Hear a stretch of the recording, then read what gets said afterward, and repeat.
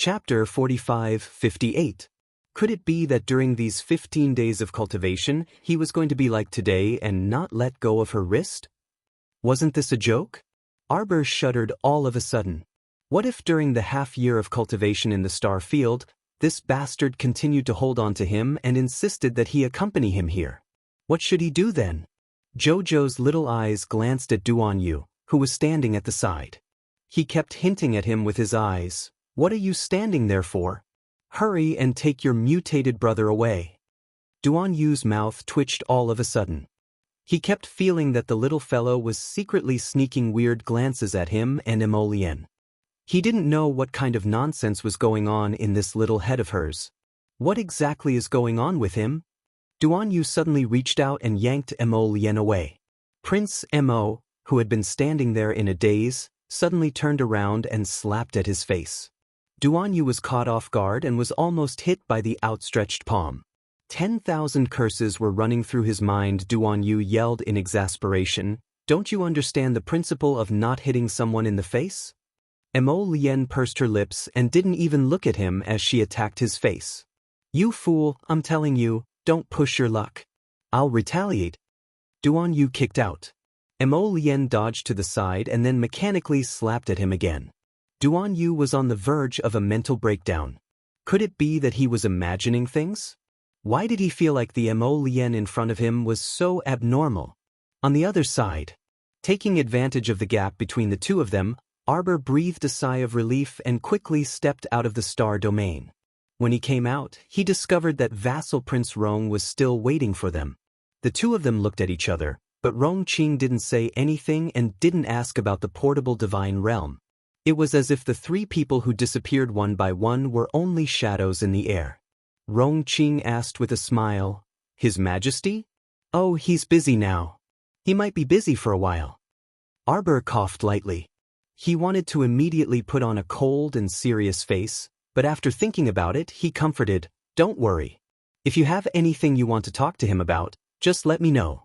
All right." Crown Prince Rong hurriedly nodded and smiled. "It's nothing urgent." "Oh, that's right, Jojo. Kill the Celestial Fate Legion. Now all the training is on the right track. Everyone is making rapid progress every day." What Crown Prince Yas means is that it's useless to just talk about strategy on paper. It's best to find a place to train nearby, so that everyone can work together through actual combat. Arbor nodded. It was rare that he didn't diss Yas. "Okay, I got it. Let's wait another half a month," Arbor said solemnly. "Let them become more familiar with each other and cooperate more tacitly." Also, he had to wait for Long Xie. Since he had already verbally agreed to let Long Xie join, Arbor naturally wouldn't trick him. Rong Qing nodded slightly. "Then I'll go make the arrangements first." Thank you." "It's my pleasure." Rong Qing smiled faintly and turned to leave. Arbor was planning to set up a talisman array outside the deserted island when he suddenly heard Chio's anxious voice. Master Silver, it's not good. Come in and take a look. Something's wrong with Crown Prince." "What?" Arbor's heart tightened, and he hurriedly stepped into the divine realm. He saw little Taisue's body flying toward him. Arbor hurriedly rushed forward and caught him. "What's wrong with you?" Chapter 45-59. However, little Taisui looked at her in bewilderment. In truth, he was also very helpless. He had only left his nest because it was mealtime and planned to ask Chio for some warm food. He didn't expect as soon as he came out, he first saw Emolien and Duan Yu, those two fools, flying back and forth on a nearby mountain, fighting to their heart's content. Originally, he was just a passerby watching the show, so he could just be an onlooker. However, he didn't expect that Emolien would glance at him out of the corner of her eye and sweep him into the range of the battle as well. "Jojo, I'm telling you, the Crown Prince has gone crazy," little Taisui said indignantly. "This guy was beating up whoever he caught. He wouldn't talk to you or even look you in the eye. He would roll his eyes at you like he was sleepwalking. In any case, if he caught someone alive, he would beat them to death." Arbor didn't know what to say. Say that hubby became like this because he was harmed by the rapid cultivation curse. Or could it be that she was the one who drew the rapid cultivation talisman to trick her husband? In the end, while she was hesitating, Duan Yu, that swindler, made a decision for her. How was she supposed to say this? Better not say it, don't be nervous, you guys. Before Arbor could finish her sentence, she discovered that Mo Lien had swiftly teleported in front of her. Mo Lien, what are you doing? Duan Yu and little Tai Sui shouted in unison. This guy couldn't be thinking of beating up Jojo, right? His guts had grown, right? He even dared to beat up Jojo? If he really did, they would call him a hero. Because he moved very quickly and abruptly appeared in front of her, even Sir Jojo couldn't help but be startled by him. The expressionless Mo Lien suddenly reached into her pocket and took out a spirit-binding rope. She abruptly raised her hand and shook it. Xiao Mu's entire body shuddered, but before she could speak, she felt her wrists abruptly sink. The little stoic stared dumbfoundedly at Prince Mo, whose hands were tied up, with an incredulous expression. At this moment, she thought to herself, this guy is actually awake, right? Is this guy pretending? He actually knew everything? You didn't even enter the state of rapid cultivation, did you? What's going on? This guy's reaction to entering a state of rapid cultivation was different from everyone else's. But I don't know what will happen to the others after they've been hit by the rapid cultivation talisman. Do you want to try another person? The equally dumbstruck little Tai Sui was suddenly struck by a cold wind blowing past its body. What was going on? He felt goosebumps all over. What was going on? By the time several hundred thoughts surfaced in Xiao Mu's mind at the same time, Crown Prince Mo had already apathetically tied her up with the spirit-binding rope. He wrapped the rope around her hand and led her away without saying a word. He didn't even bother to look at the people around him. Duan Yu, am I being completely ignored?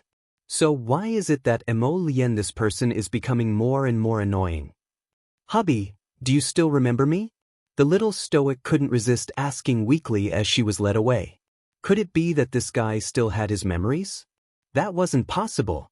The little stoic couldn't make sense of the situation and stared at the back of his head in bewilderment. This guy led her to Fish Orchid Planet with great familiarity and casually found an uninhabited island to fly up. Arbor had a bad premonition. She kept feeling that if she didn't do something, she might end up in a tragedy. Chapter 4560. Who was hubby teasing? Who would end up like this after being hit by a speed cultivation curse? What a weirdo. This guy flew around the island as if he was patrolling. After tossing and turning around for less than an hour, he found a piece of land with good feng shui that faced the sea and backed by a coconut grove. Arbor breathed a sigh of relief and inwardly mused, hubby has finally calmed down. After this, as long as he entered a cultivation state peacefully and steadily, she would have nothing to do. Hubby, I'm telling you, you have to hurry and untie me. Or else I'll get angry. Arbor's face was taut as this guy led her to a tall coconut tree with the spirit-binding rope. The tree was covered with oval-shaped fruits, each the size of a ball, and they weighed heavily on the branches. There were actually countless islands like this one on Fish Orchid Planet. Arbor didn't know which island her hubby had brought her to stay on for a while. She used her divine conscience to call Chiu, but Chiu, that swindler, was nowhere to be found and didn't respond for a long time. Hubby? Arbor returned to her senses and looked at his handsome face that was inches away in astonishment. You? Why are you sticking so close? The little stoic raised her head, feeling inexplicably a bit scared. Hubby expressionlessly stared at her for a long time, his gaze a bit fixed. The more he looked, the scarier it became. The little stoic moved her lips guiltily and weakly said, Hubby, I didn't do it on purpose. I also didn't know that swindler Duan Yu would suddenly snatch my speed cultivation curse. The spirit-binding rope fell from her wrists. Arbor exhaled lightly and did her best to squeeze out a smile on her stoic face. How about you? Just cultivate here peacefully. I'll come pick you up in 15 days, okay? Mo Lien didn't utter a word but suddenly used the spirit-binding rope to coil around her several times. She was pressed against the coconut tree and tied up securely. Arbor. Husband, what are you doing? Arbor was dumbfounded. He watched as Emolien pressed him against the tree trunk and used the spirit-binding rope to wrap around her again and again. Arbor wanted to cry. Why are you trying to reason with a delirious person? The person in front of him was obviously unreasonable. Fuck, what is this person doing? Arbor's watery eyes widened as he watched this scammer unbuckle her belt. She cried out, "Brother, brother, brother, don't move. This place is not suitable. Brother, I was wrong, okay? I shouldn't have let my imagination run wild and tricked you with the quick cultivation talisman, and tricked myself in the end. I shouldn't have looked on helplessly as Duan Yu, that swindler, tricked myself. Stop. I won't go, okay? Arbor moved his head and said repeatedly, You can cultivate at ease. I'll stay here to accompany you, isn't that fine? This fella had a flash of inspiration and finally realized where the problem was. Ever since husband was afflicted with the quick cultivation talisman, he seemed to be even more clingy than usual. Whether it was tying her up or unbuckling her belt, there seemed to be only one reason. It was to make her obediently stay here, Jojo's lotus. The little stoic called out tentatively. I'll stay here to accompany you, okay? Emolien's fingers finally came down from her belt. She expressionlessly looked at her before turning to sit down next to her. Chapter 4561. Sir Jojo wanted to cry. This rapid cultivation talisman was really a trap, damn it. Why was everyone affected by the talisman in a different form? Why was Emolien not only thinking about cultivation after being affected by the rapid cultivation talisman, but also thinking, why did he subconsciously keep her here as a sparring partner? This guy was really strange. He was truly a peerless weirdo. Arbor waited for a while. Seeing that his breathing was even and he had closed his eyes and entered the state, she couldn't help but secretly sigh in relief. Finally, I've settled down, she thought to herself as she moved her body. A person who was bound by the spirit-binding rope would most likely not be able to untie himself. Only by letting someone pull the spirit-binding rope away could he untie himself. Arbor tilted her little head. Her fingers trembled slightly, and a blue talisman floated out from under her sleeve. The doppelganger talisman flashed and activated. Suddenly, two shadows appeared beside Arbor. One of them took a few steps forward and pulled the spirit-binding rope from her body with a finger. With a series of rustling sounds, the spirit-binding rope was pulled away from Arbor's body by the shadow. A certain person sighed in relief. Just as he was about to move his arms and legs, he felt a chilly wind blowing from behind his head. It can't be, right? Arbor's little face turned green and black. Just as she was about to turn her head, she felt a strong force coming from behind. Arbor was pressed back against the tree trunk by Emolien in an instant. This time she was really shocked. What was going on? Why did Emolien, this guy, come out of the state of cultivation after being affected by the rapid cultivation talisman? Wasn't this person too exaggerated? This was a talisman, Xiao Mu was perplexed no matter how hard she racked her brains, yet she saw the man's cold face pressing closer and closer to her inch by inch. Closer. So close that their breaths were about to intertwine. He suddenly nibbled on her lips as if he had found something new. He reached out and hugged her, lingering on her lips. Arbor's face flushed red. She stammered, You're just pretending. You didn't lose your 5 senses at all, right? Husband? Emolien. Xiao's Lien. This fellow stretched out his leg and kicked the man with neither light nor heavy force as he shouted with all his might. She watched as his hands moved up and down, wanting to undo her clothes again. Arbor hurriedly shouted, Brother, calm down. I'm joking. Don't leave. I'm not leaving you. I'm just going to stand here and watch you cultivate. Calm down, calm down. Calm down. She quickly reached out and patted his back comfortingly. She tried to coax him and whispered, Stop it, Jojo's Ren. Look at me.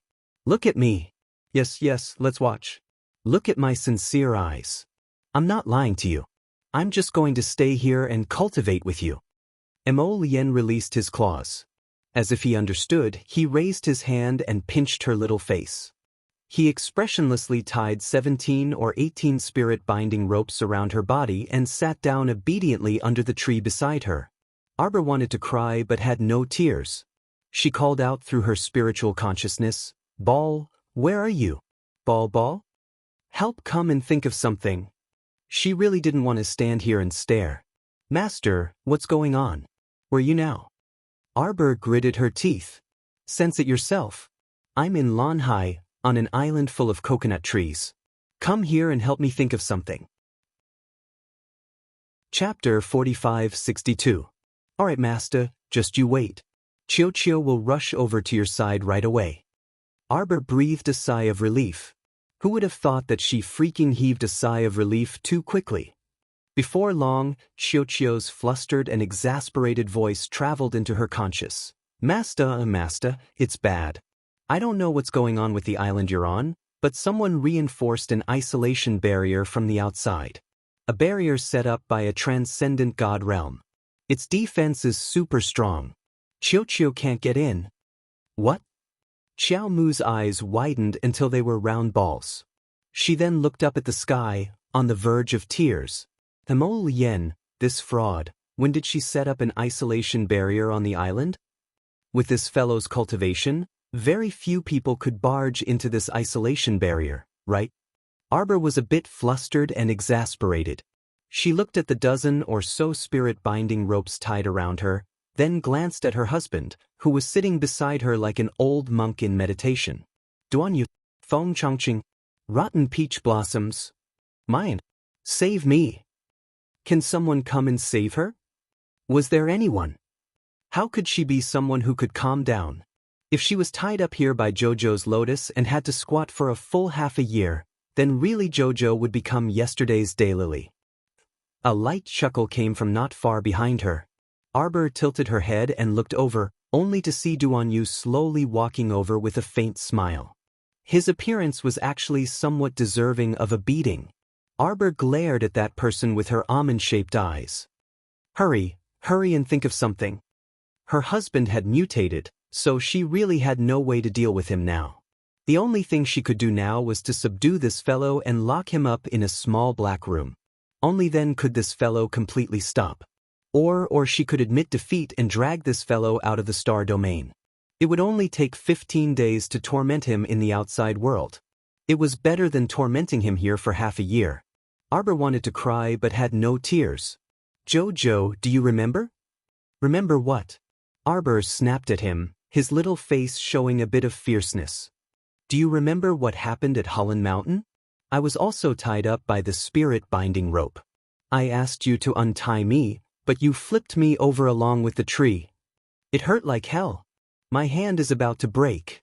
This was really a little inauspicious star, beating him up like a dog the first time they met. He really didn't know what he saw in her. Arbor, he really touched a sore spot. Was this the time to reminisce about the past? If they continued talking, Jojo's lotus would open her eyes again. "Shut up!"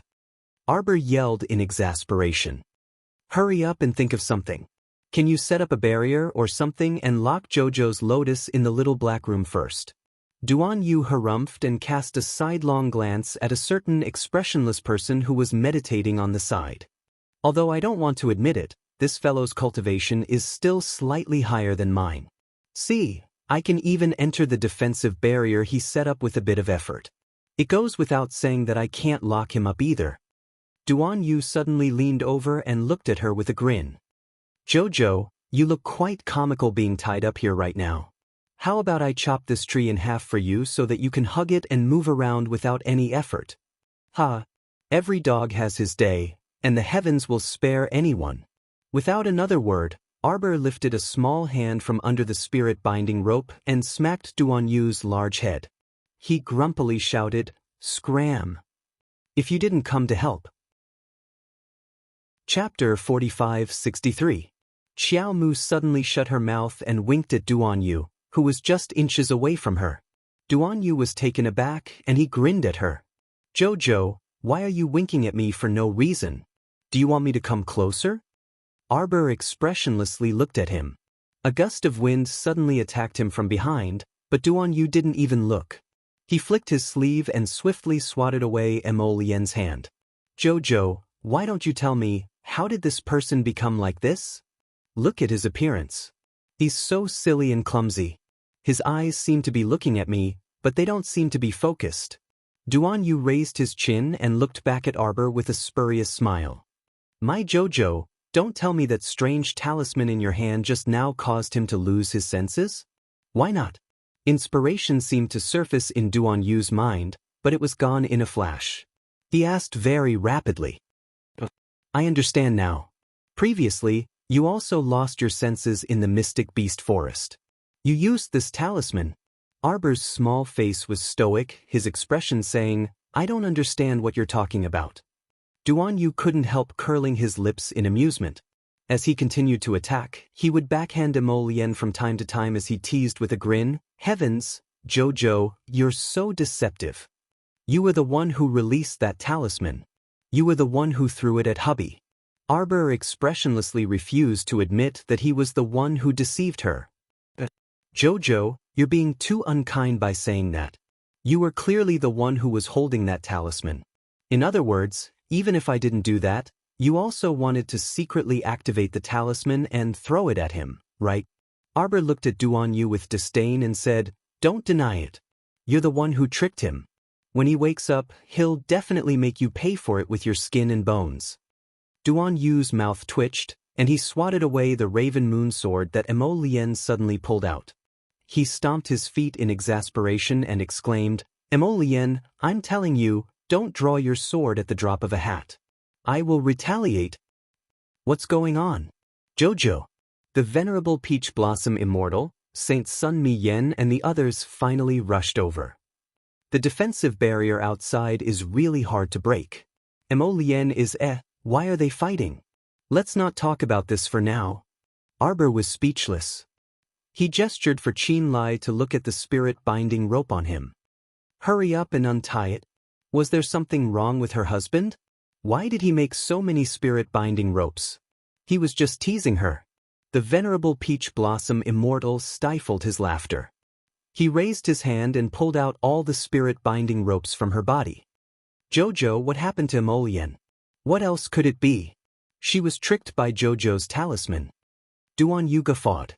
Like a wisp of smoke, he swiftly drifted several meters away from Mo Lien. Subsequently, he discovered that Mo Lien, this troublemaker, had stopped. She suddenly turned her head, and her unfocused gaze landed on Arbor very accurately. I originally wanted to lure him away, but this fool actually remained unmoved. Looks like she's not completely unconscious. She's already this dumb, yet she still freaking knows how to protect her food. She really isn't a good person. Duan Yu retorted in his mind. Sir Jojo's heart also thumped. Fuck, there were so many people here right now. What if hubby pounced over and undid her belt and groped her?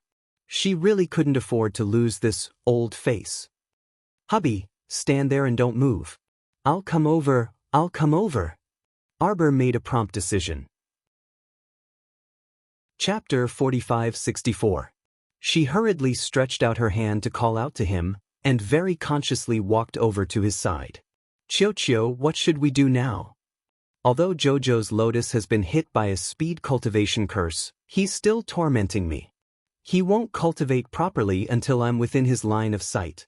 Chiyo, Master, since Crown Prince the Great can't let go of you, why don't you cultivate here with him for a while?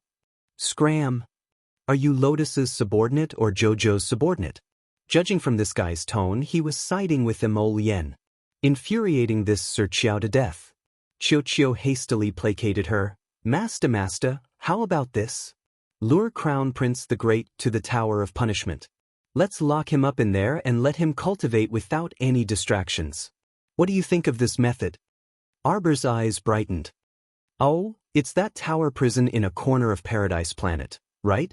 The little fellow was immediately discouraged. Even the Tower of Punishment set up by heavenly law couldn't imprison hubby. Do you think your knockoff can do anything? My master, then there's only one method. What method? Drag Crown Prince the Great out of the star domain and let him torment himself for 15 days. When the curse's effect wears off, he'll return to normal. Arbor, Mo Lien suddenly hugged him. Sensing the tyrannical strength coming from his arm, Arbor hastily looked up and repeatedly placated, "Jojo's Lotus, it's fine, don't be nervous. Jojo won't leave, he won't leave you, bam." Arbor watched in astonishment as Mo Lien's tall figure collapsed on top of him. "Why did you hit him?" The little stoic touched the back of the man's head and couldn't resist twitching her mouth. "Damn, poor Lotus." There was a big bump on the back of his head. It was clear that Duan Yu, this swindler, didn't hold back at all. Jojo's Lotus was truly pitiful. He would definitely die of anger after waking up. Long story short, he can only stay unconscious for 2 minutes at most. He will wake up soon. Duan Yu said exasperatedly, "You were hesitant about whether to use this talisman on him earlier, so he could properly enter closed-door cultivation to stabilize his realm." Arbor nodded expressionlessly. "Then set up an illusion glyph formation and stay here to accompany him in his cultivation. Remember to leave your aura behind. Otherwise, he wouldn't be able to fool this guy. He actually can't see or hear you at all, right? If you leave behind a wisp of your aura, you should be able to fool them for a while." As for how long he would be able to fool them, no one knew. This guy was actually quite strong, but he had lost his 5 senses, so how did he sense Xiao Qiao? The obsession in the depths of her soul? Duan Yu couldn't resist pursing his lips. Arbor thought that it made sense. As long as he set up the illusory glyph array somewhere not too far away from him, he would be able to stay here and continue cultivating. She still had to go out and deal with Long Huan and the others. Once she was done with these trivial matters, she could come in and accompany him. Mo Lien abruptly opened her eyes. If she didn't know in her heart that he couldn't see at all, she would have jumped in fright from the sharp glint shooting out of his eyes. After sensing that his treasure was right beside him, the Crown Prince calmed down and entered a cultivation state with peace of mind. Everyone was speechless. After the little stoic stealthily set up the illusory glyph formation and left behind her aura, the group finally left quietly. "Chio, watch hubby carefully. If there's anything wrong, tell me immediately." Chapter 45-65. After her husband was hit by the rapid cultivation talisman, there was something wrong with him. Xiao Qiao was worried to death. Before leaving, Arbor took the time to make a trip to the main planet. The main planet was the only place that very few people could set foot on without Sir Jojo's permission. This was Duan Yu's first time seeing an appearance talisman strip the air in front of him and reveal mountains and rivers in the distance. It was as if layers upon layers of painting scrolls were unfolding before his eyes. The magnificent palace of immortals pushed aside the heavy fog in front of him. The thin veil covering the palace of immortals slowly appeared before his eyes. It was truly magnificent, like a waning dream. "Come." Arbor tugged on his sleeve, pulling him back from his daze. Duan Yu hastily followed and couldn't help but blink. "Jojo, this is your treasure hall?" The more Arbor looked at the treasure hall in front of him, the more he liked it. "How is it?" "It's truly magnificent." Duan Yu sighed with emotion as he followed Arbor into the longevity hall. When Duan Yu stepped onto the first floor, he saw that the high dome was like a sky full of stars. Countless balls of light of various sizes floated above their heads. Suddenly, a ball of light swooped down at high speed and directly crashed into them. Arbor quickly scooped it up and peeled off the outer layer of light, revealing a dagger brimming with purple light. It could cut through hair and cut through iron like mud. When that dagger swung, a purple light faintly flashed in the air. Accompanied by the power of lightning, it sliced a spirit weapon that Arbor casually tossed out into two with a ripping sound. Arbor tossed it to Duan Yu. "It took a fancy to you. Take it with you. It's pretty good." Duan Yu held it in his hand with a smile in his eyes. With a flash, he appeared several meters away. "The power of space. I wonder how many of these short blades and daggers Ant Master forged. They're all origin restoration weapons with the power of space attached. My Ant Master is too strong." Does he usually have nothing to do, so he fiddles with these origin restoration weapons all day long? This was refined by my martial uncle. It's equivalent to a saint artifact here. Take it. It jumped down and chose you, which means it likes you. Arbor tugged at him. Come, follow me upstairs to get something. Duan Yu faintly smiled as he glanced at Arbor. After branding this dagger with flowing purple light, he recalled it back to his conscious and slowly followed after Arbor. When the two of them arrived at the second floor, Duan Yu was quite shocked. In front of his eyes was a vast sea of stars. Rows of small bottles of various colors and shapes were arranged in a square formation. Layer by layer, they were arranged from the top of the dome. Their number could be described as innumerable. Arbor beckoned him to a position against the wall. In addition to rows of gold-rimmed Jinan cabinets, there was also a small platform that was a foot wide. Xiao Mu used a fence of glowing gemstones as thick as her fingers to encircle it. The 9 steps were made of pure gold. At the center of the highest platform, there was a 9 stars mirroring the moon cauldron, which was gurgling and emitting hot steam. Wait a moment. Arbor abandoned Duan Yu and dashed up the platform. Duan Yu, who was standing at the bottom of the 9 steps and looking up at the little fellow's series of actions, couldn't help but twitch his mouth, exasperated.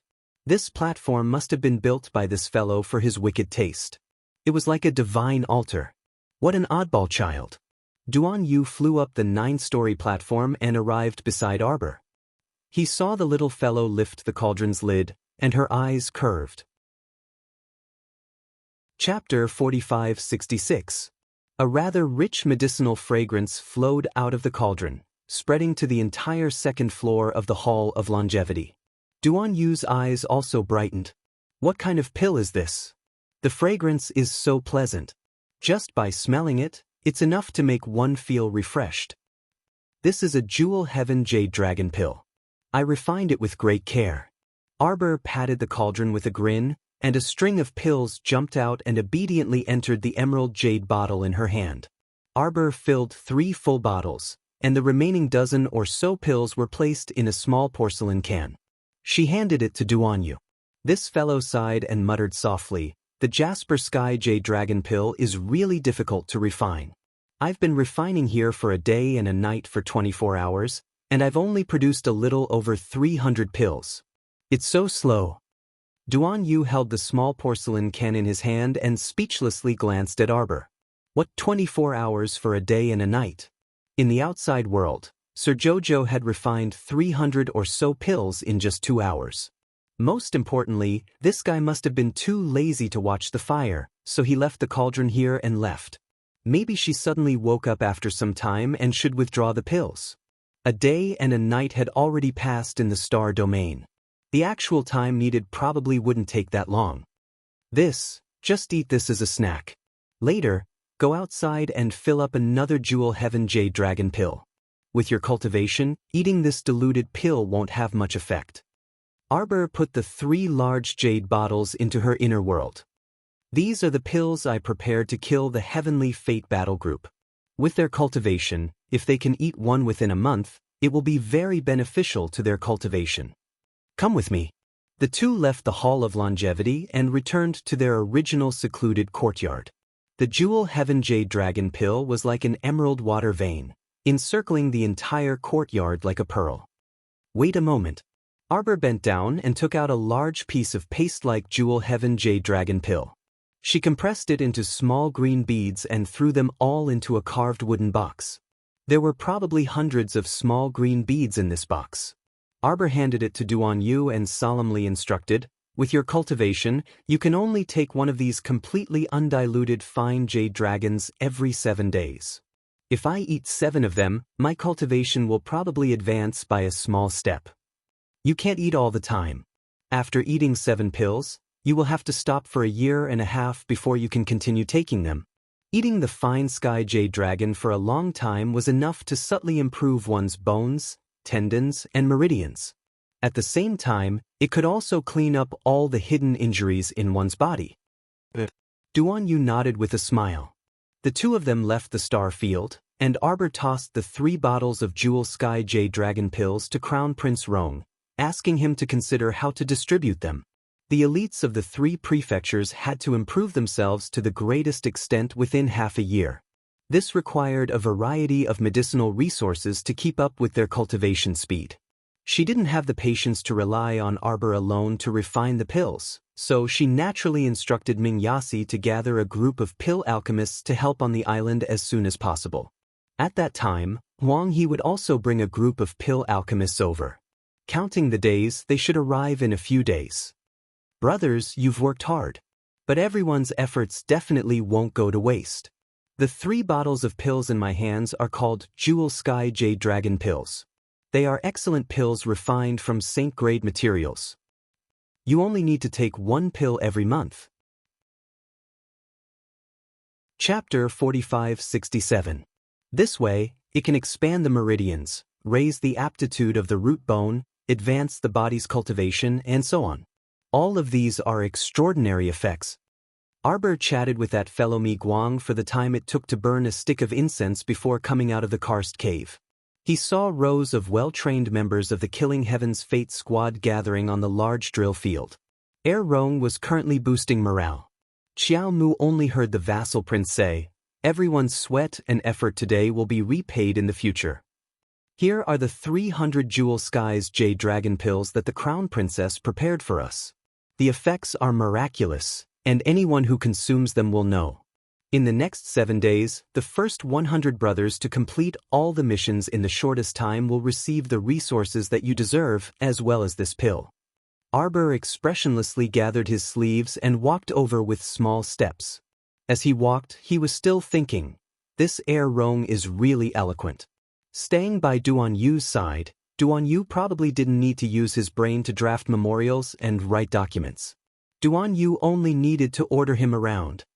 The little fellow had yet to finish lamenting. She saw Commandery Princess Wu Shuang bouncing out from the side and looking at her with sparkling eyes. "Sister-in-law, are you idle?" Arbor expressionlessly glanced at her. "What's the matter? Since you're idle, let's spar." Commandery Princess Wu Shuang exclaimed excitedly, "I've always heard that sister-in-law's martial arts are exquisite and that your cultivation far surpasses others. Since you're idle, let's—" Arbor. Sikong Fuling rushed over while panting. I finally found you. Where did you go just now? I searched the entire island but couldn't find you. What happened to you?" Arbor saw that she was sweating profusely and stuttering when she spoke, so he indifferently swept her a glance and nonchalantly interrupted her. "I just went to the karst cave to rest for a while. Do you need something? You come with me." Sikong Fuling reached out to grab her wrist. Arbor dodged to the side, displeasure written all over his face. Not just any random person could touch Sir Jojo. "If you have something to say, just say it. Why are you pulling me around?" And Wu Shuang interjected and raised her hand to stand between the little stoic and Sikong Fuling. "Besides, everything is based on first come, first served. I was the one who spoke to sister-in-law first. We still have things to do." "No way!" Sikong Fuling called out with a sullen face. "What important matter could you have? Isn't he still going around looking for people to spar with?" Princess Wu Shuang was furious. "What's wrong with sparring? Is sparring not a proper thing to do? The purpose of sparring was to improve one's martial arts and cultivation. That was the most serious thing to do." "Arbor, come with me. Take a look at my brother. He's in a lot of pain. No antidote seems to work." Startled, Arbor turned to look at Sikong Fuling. What happened to Ding Yun? Looking at Sikong Fuling's anxious and sweaty appearance, it should not be fake. Arbor knitted his brows and looked up to see Duan Yu walking over from the back of the military field's formation. "Jojo." Duan Yu raised his brows and slowly approached her. Princess Wu Shuang inexplicably glanced at this guy vigilantly, as if she was facing a great enemy. Wasn't this Sangzhou's majesty a bit too handsome? He was already on par with her big brother. How could that be possible? She didn't see her brother today, so she didn't know where this swindler ran off to. Chapter 4568. How could he allow such a handsome young man to wander around his sister-in-law? Wasn't he making trouble for himself? As soon as Duan Yu walked over, he received Princess Wushuang's covetous gaze. Jojo, she's glaring at me. A certain person, who habitually complained, immediately turned to look at Arbor and aggrievedly blinked her beautiful peach blossom eyes. Princess Wushuang was a bit shocked and looked at that guy in disbelief. Fuck, this Zhangzhou emperor was truly shameless. She merely glared at him, and he actually complained to her sister-in-law in front of her. Wushuang, don't glare at him, Arbor expressionlessly said, which instantly made Princess Wushuang feel unwell. Oh no, oh no, oh no, where you, eldest brother? Someone is trying to poach you. Look at Lil, sister-in-law's attitude toward this Zhangzhou emperor. How nice was that? She had never seen her sister-in-law treat anyone so amiably. For example, that young Master Ding from before and His Highness Ming Yasi, who liked to chat awkwardly with her sister-in-law. It seemed like Lil, sister-in-law, had never treated them nicely. They were both handsome young men, unparalleled in the world and good-looking men. Even she could see Lil, sister-in-law's differential treatment. Eldest brother, hurry back. I feel like you're being cheated on. How could Xiaomu have known that her one sentence would cause this commandery princess's heart to go up and down? When Princess Wushuang returned to her senses, she instantly discovered that her innocent and beautiful sister-in-law had already left with a wild man. Oh no, Zhangzhou emperor. Where are you going? Princess Wushuang was anxious and leaped over. Wait for me, sister-in-law, wait. Eldest brother, I can only help you up to this point. I'll keep an eye on my sister-in-law. I absolutely won't let that dog emperor of Zhangzhou get close to sister-in-law. Dog emperor, remove your dog paws. You're not allowed to tug on my sister-in-law's sleeve. Eldest brother, I really dote on you. That dog emperor of Zhangzhou, don't say that. He looks like a dog, and his voice is magnetic and gentle. If it were any other girl, she would have already been moved. Only my sister-in-law, this little stoic weirdo that's hard to understand, always turns a blind eye to other people. Sigh, I feel sorry for you, brother. Hurry up and come back. Don't go missing. You're about to lose your wife. Third young master Fu came out of the cave with a stack of books and saw his wife's conflicted expression. He hurriedly swung the book into his inner world and chuckled as he followed behind her. He asked in a small voice, Wife, what's wrong?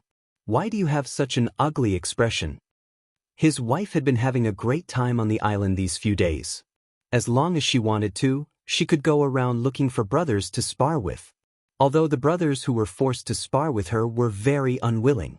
Going up against a deity realm level 7 expert, with the brother's ability, they could only end up being beaten up. But he couldn't stop his daughter-in-law from finding people to spar with. It was better to beat others than to beat oneself, third young master Fu thought in his heart. Thus, he gladly praised her. He was always helping the tyrant and helping his wife harm his brothers. Don't talk nonsense. Hurry up and follow them. Princess Wushuang pinched him and quickly followed behind. Sikong Fuling was naturally very displeased. She came to Arbor for help, but who knew that there would be several tails following behind her? Not only did the Emperor of Zhangzhou follow her, but even that Princess Wushuang and third young master Fu followed along. Chapter 4569. Her elder brother's illness. She really didn't want so many people to see it. Everyone, please wait. Sikong Fuling suddenly turned to look at Princess Wushuang and the others when they arrived at a karst cave. She said with a cold expression, Eldest brother is very ill. If too many people go in, it will disturb him. Please forgive us. Princess Wushuang glanced at Arbor and was about to say something. She saw that Zhangzhou emperor smile at his sister-in-law like a willow in the spring breeze. His smile was pure and gentle as he said, Go in, I'll wait for you here. Heavens, how could she speak ill of a person who had such a smiling face? His smile was as bright and beautiful as the sun. Even the distant stars couldn't compare to half of his smile. Princess Wushuang clutched her chest with one hand.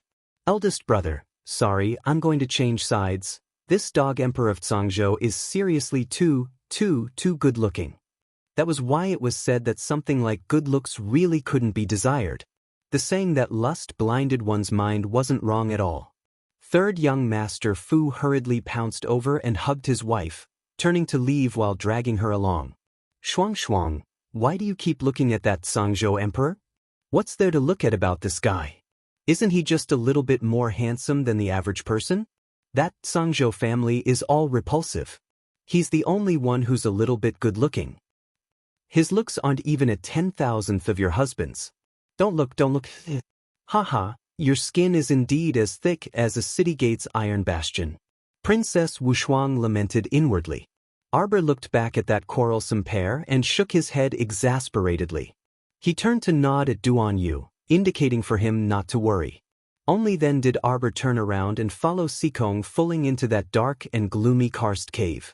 There was no light in the darkness, so they couldn't see their fingers in front of them. However, with Arbor's eyesight, he could completely adapt to the dark environment in front of him in an instant. Moreover, as long as she released her divine conscience, she could see the situation inside the karst cave clearly. This karst cave wasn't very big.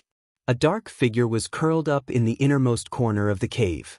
His body seemed to be wrapped in a thin blanket as he leaned against the wall, trembling nonstop. Sikong Fulling laughed mockingly.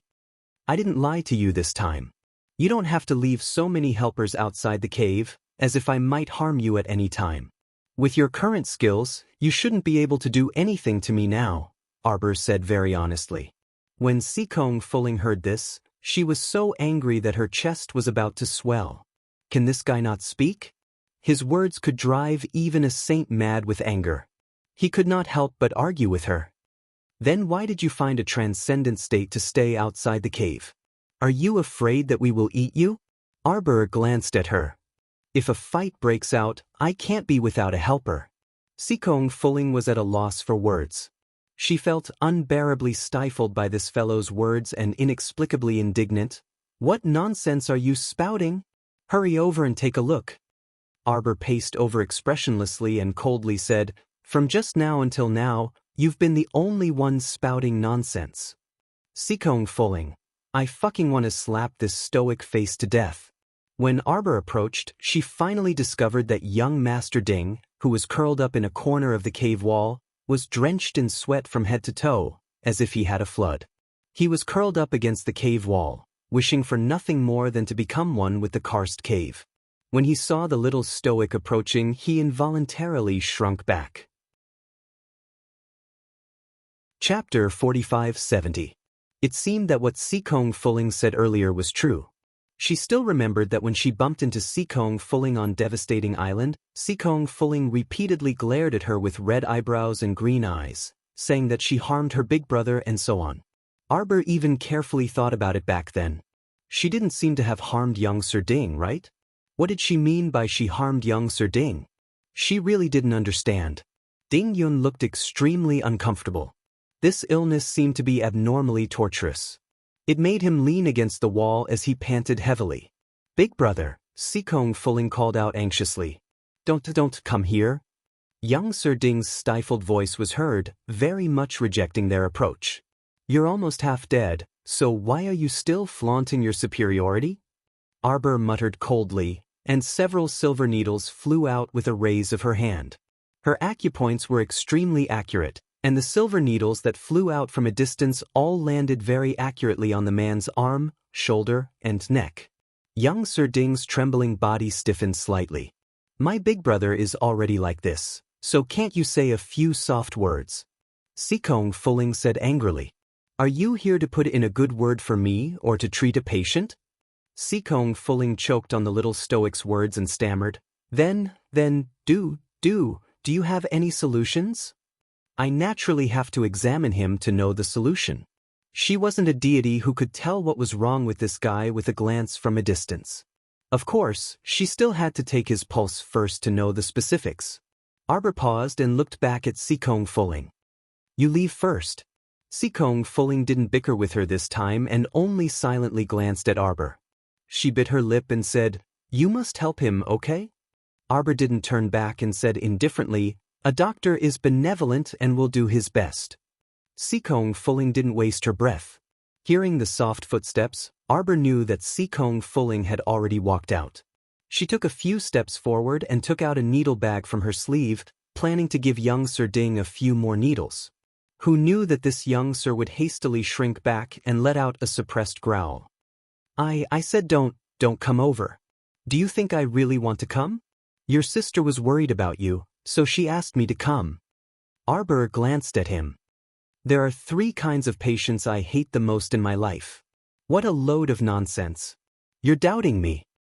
Weirdo, sick, and uncooperative. You're blind and brainless. How many types do you have? Arbor threw out a spirit-binding rope and wrapped it around young Master Ding's body. She spread her fingers and raised the rope. The other end of the rope was gently held in her hand. For this kind of uncooperative patient, I'm afraid that you'll have to be careful. I usually beat them until they're convinced, Arbor said coldly as he pulled on the rope. Young Sir Ding's body was bound by the spirit-binding rope, and he was involuntarily dragged over from the cave wall by the little stoic. He stumbled and fell in front of her. The little stoic lowered her head to look, and only then did she clearly see his ghastly pale small face. Normally, when she saw this guy, his coquettish eyes would flirt everywhere, but today, he appeared to be too miserable. Not only was his entire face as white as a sheet of paper, but his long hair was completely drenched in sweat, and strands of it covered his face. His insufferably enchanting and charming aura was nowhere to be found. Where does it hurt? Arbor grabbed his hand and took his pulse. She couldn't stop her elegant brows from knitting together in a flash. Strange, his body was very healthy. It didn't seem like he was poisoned or suffered any serious injuries. Could it be that the 2 siblings colluded to deceive her? Chapter 4571. Arbor's gaze instantly turned sharp and cold. You guys lied to me? Was she deceived again? Ever since she experienced Seven Flowers' deceit, the little stoic had been vaguely accumulating anger in her heart. She wanted to vent it, but she couldn't, stifling it unbearably. She normally didn't come into contact with those swindlers, so it was fine if she couldn't recall them. But once she did, the new enmity would be compounded with the old hatred. She was extremely furious, and her gaze seemed to ignite with flames as she glared at Ding Yun. She even had the thought of eating him alive. She was still inexplicably worried for him just now, but it turned out that these people were here to deceive her again. Damn swindlers, big swindlers. They all liked to deceive Jojo. Was Jojo a pitiful little person for others to amuse? The little stoic grabbed young Sir Ding's hand and increased her strength, as if wanting to directly snap his wrist. What was rather strange was that young Sir Ding didn't seem to have any strength in his body. He didn't even have the strength to push her hand away. He was barely suppressing the trembling of his body, and the scene was a bit strange. The little stoic stared at him coldly for a while with a taut face. He looked up and smiled at her, his voice trembling as he said, I lied to you. So you still won't go out? Extremely senseless. The little stoic angrily flung his hand away and turned to walk out of the cave. Where's Sikong Fuling? The little stoic angrily rushed out of the cave and hollered. What's wrong? Duan Yu's gaze was puzzled when he saw how furious she was. Didn't she go to see a doctor? Why did she anger the little fellow to this extent? Arbor was so angry that she didn't want to speak. Duan Yu said, Miss Sikong said she was going to prepare some hot water and clean cloth. What's with the pretense? Arbor snorted and tugged at Duan Yu. Let's go. Duan Yu naturally didn't know what happened. Seeing that she was very angry right now, it wasn't convenient for him to ask any more, so he nodded and said, okay. The 2 of them headed towards the beach. On the way, Arbor's entire face was puffed up with anger. She really believed that Sikong Fuling was possessed to actually believe this pair of siblings. Young Master Ding's story about being stranded on a deserted island at the age of 4 and eating sea fish for 3 years was also made up. Days felt like years on a deserted island, and eating fish tasted bland. Was this all a lie to Jojo? Arbor suddenly stopped in his tracks. He carefully recalled the situation just now and couldn't help but frown. Jojo? Duan Yu frowned in confusion. What happened to Jojo? Could it be that because of that brat's pitiful background, Xiao Qiao really had some sympathy for him? Just thinking about it made him feel extremely unhappy. Duan Yu, can you wait for me? Arbor threw down this sentence and suddenly turned to run. Duan Yu turned his head, his gaze gloomy as he watched her figure slip away like a wisp of smoke. He muttered to himself, "Sigh, when will I be able to change this bad habit of having a hard mouth and a soft heart?" The fact that Jojo was so nice to people who had nothing to do with him was really heartbreaking. On the other side, inside a secluded and cramped karst cave, Arbor sprinted all the way here. Just as she stepped into this karst cave, a faint scent of blood assaulted her nose. Her heart skipped a beat. "Ding ting ding, don't you dare die on my island and cause trouble for me." Arbor shouted angrily and quickly ran inside. The scene before her caused her pitch-black pupils to contract slightly, and her breathing couldn't help but tighten. Chapter 45-72. Ding Yun was lying crookedly on the ground, looking even more miserable than when she left. His entire body was curled up into a ball, his mouth muttering something indistinctly. Arbor couldn't hear a single word clearly. She quickly dashed forward, raised her hand and very roughly flipped his entire body over. Cough, cough, cough. Ding Yun seemed to be choked, his body was trembling and he couldn't stop coughing. "How are you?" Xiao Mu's small stoic face darkened as she gruffly helped him up. She directly raised her hand to slap an unknown pill into his mouth.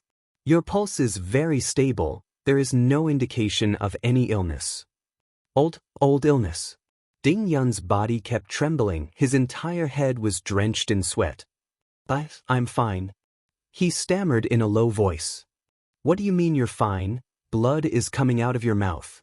Arbor raised her hand and inserted a few needles into a few of his acupuncture points to relieve pain. "If you don't tell me the truth, I can't help you." Nothing. Ding Yun finally managed to raise his head and weakly gave her a faint smile. I'm really fine. It's all Fu Ling's fault. She made a fuss. This is an old illness. Wait for a while, it will pass." "What's wrong with you? Don't tell me it's intermittent?" Arbor pulled a long face and helped him to sit upright. "I'll give you a few more needles to relieve the pain. If you feel any discomfort, tell me immediately." There was nothing wrong with this person's body, but looking at his distorted face and expression, it seemed like he was in extreme pain. Could it be an extremely strong poison, and she couldn't detect it? Arbor muttered to herself for a moment, and inserted a few more needles into his body. Ding Yun's body trembled slightly, and he couldn't sit still. Arbor raised her hand to support him, frowning as she stared at him. "Do you want to take the painkiller?" No. Young Master Ding couldn't help but be speechless. This guy was clearly asking him in an inquiring tone, but in the end he still slapped the painkiller pill into his mouth. It was such a crude method that it made people feel vexed just by looking at it. "You are back again? I'll come back if I want to. Is it any of your business?" The little stoic retorted irritably with a cold face. Young Master Ding was speechless. She had obviously rushed back because she was worried about him, so why was there nothing good coming out of her mouth? I forgive you." Arbor couldn't help but feel a little amused. He retorted, "What do I need your forgiveness for? You usually speak bluntly to me, but in fact, you still care about me." Arbor gave him a hee-hee and said coldly, "I just don't want a living person like you to die on my island and stain my place. I can't not listen to you. Why does a stutterer like you like to talk so much?" Arbor impatiently pulled out the silver needles from his body. He stared at him and then secretly sighed in relief. This damn stutterer should be much better now, and he wasn't trembling as badly as before. His appearance just now looked like he was trembling so much that his organs were about to be flung out. "You don't want to tell the truth. I indeed can't tell what illness you have from your pulse," Arbor said coldly. "Finger." No need."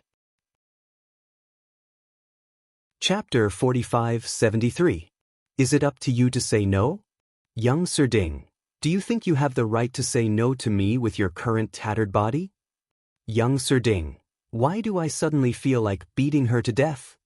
Why was this child always so infuriating with her words?" Didn't she know that he was still a patient? Couldn't she unleash a doctor's benevolence and treat her patient better? You have two choices right now. 1. Stretch out your hand and let out your blood obediently.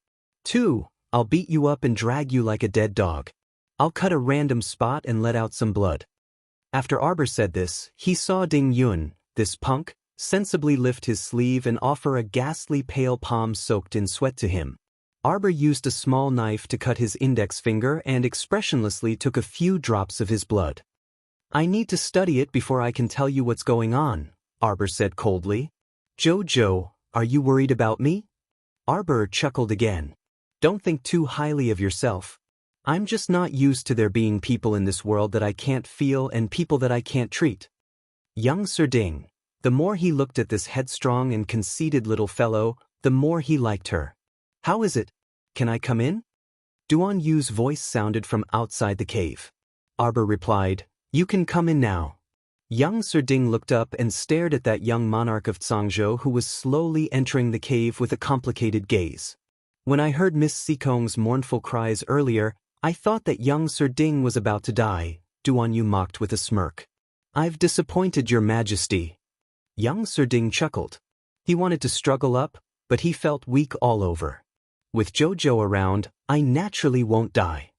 Young Sir Ding said with a smile, If I died, Jojo would probably be very sad.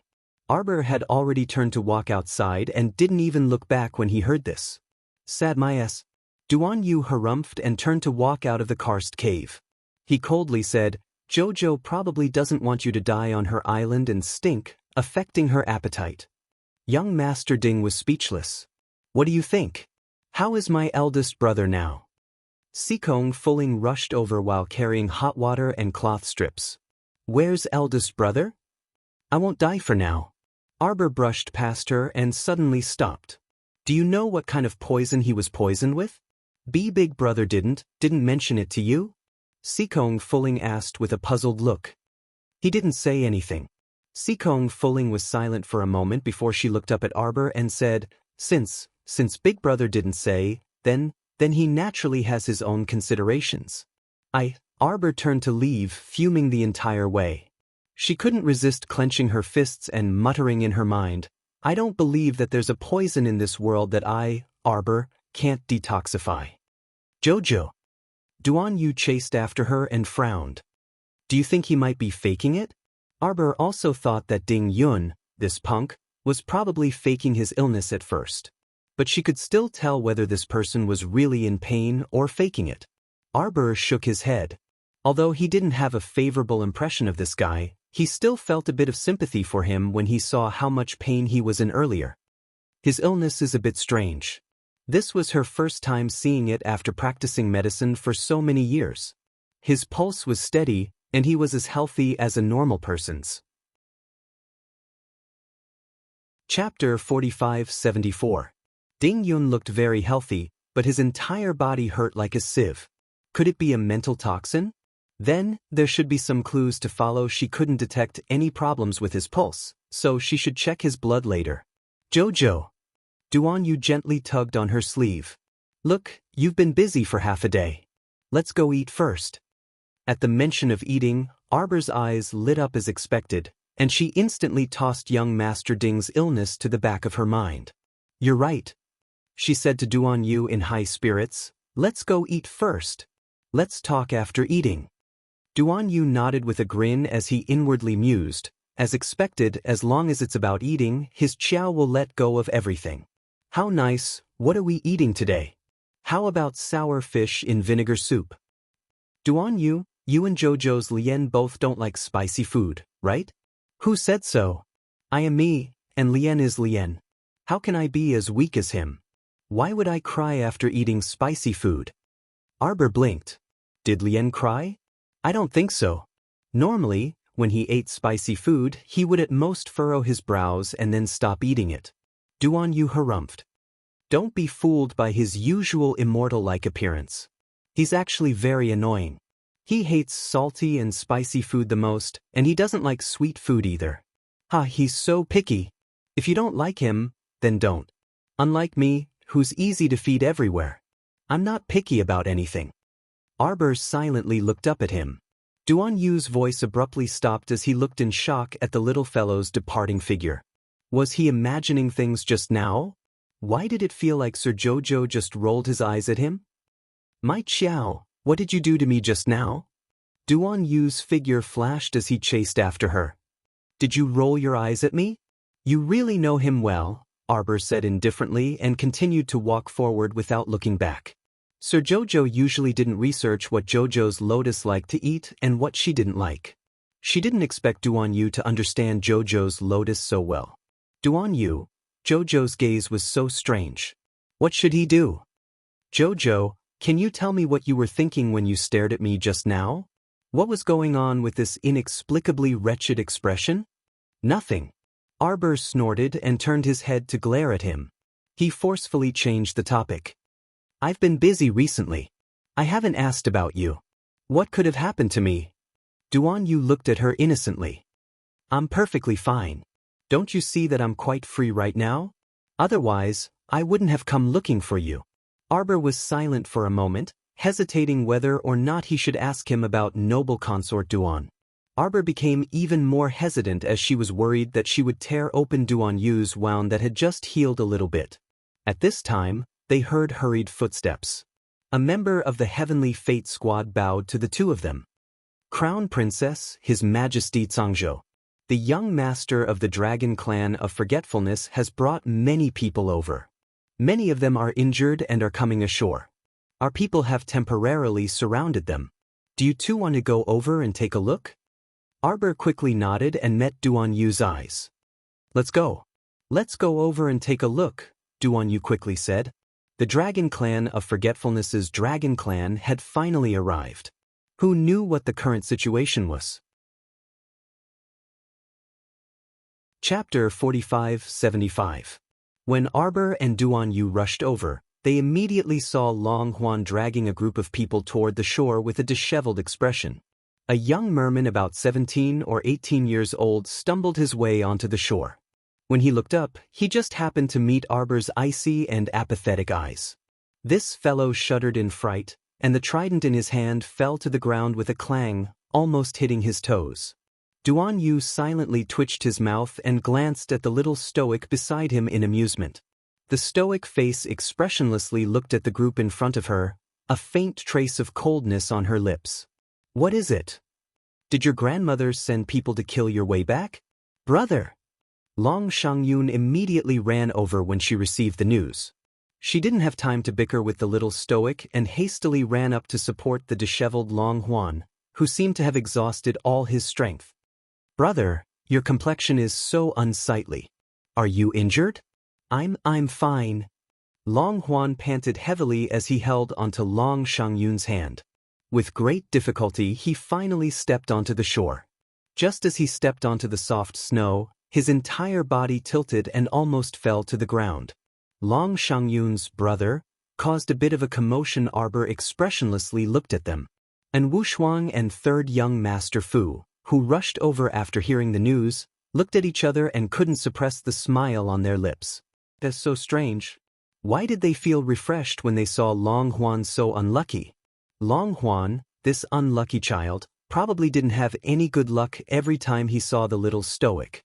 He probably used up all his good luck in this lifetime when he bumped into the stoic face. The little stoic glanced at him, and her eyes suddenly brightened.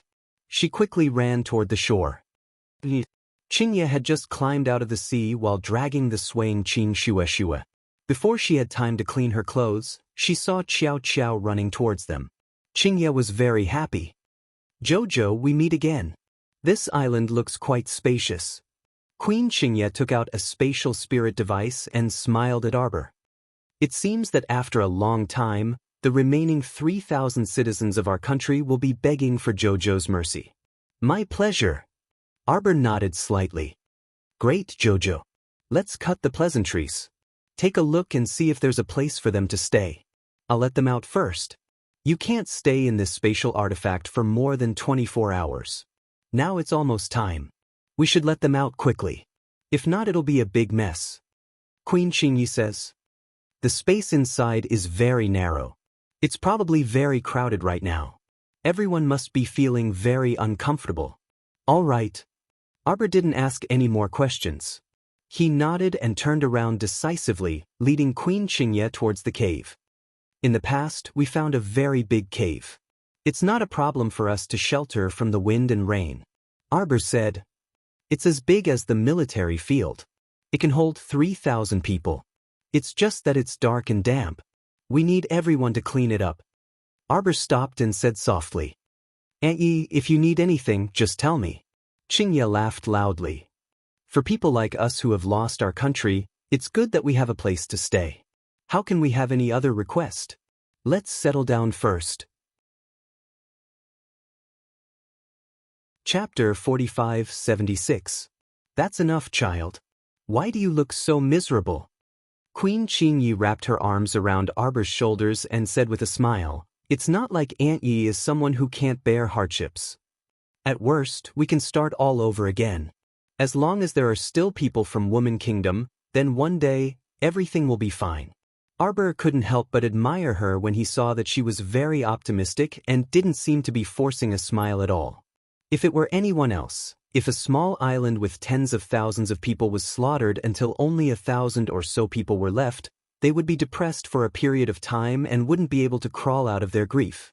The queen was open-minded by nature and firmly believed that she would crawl back up from where she fell.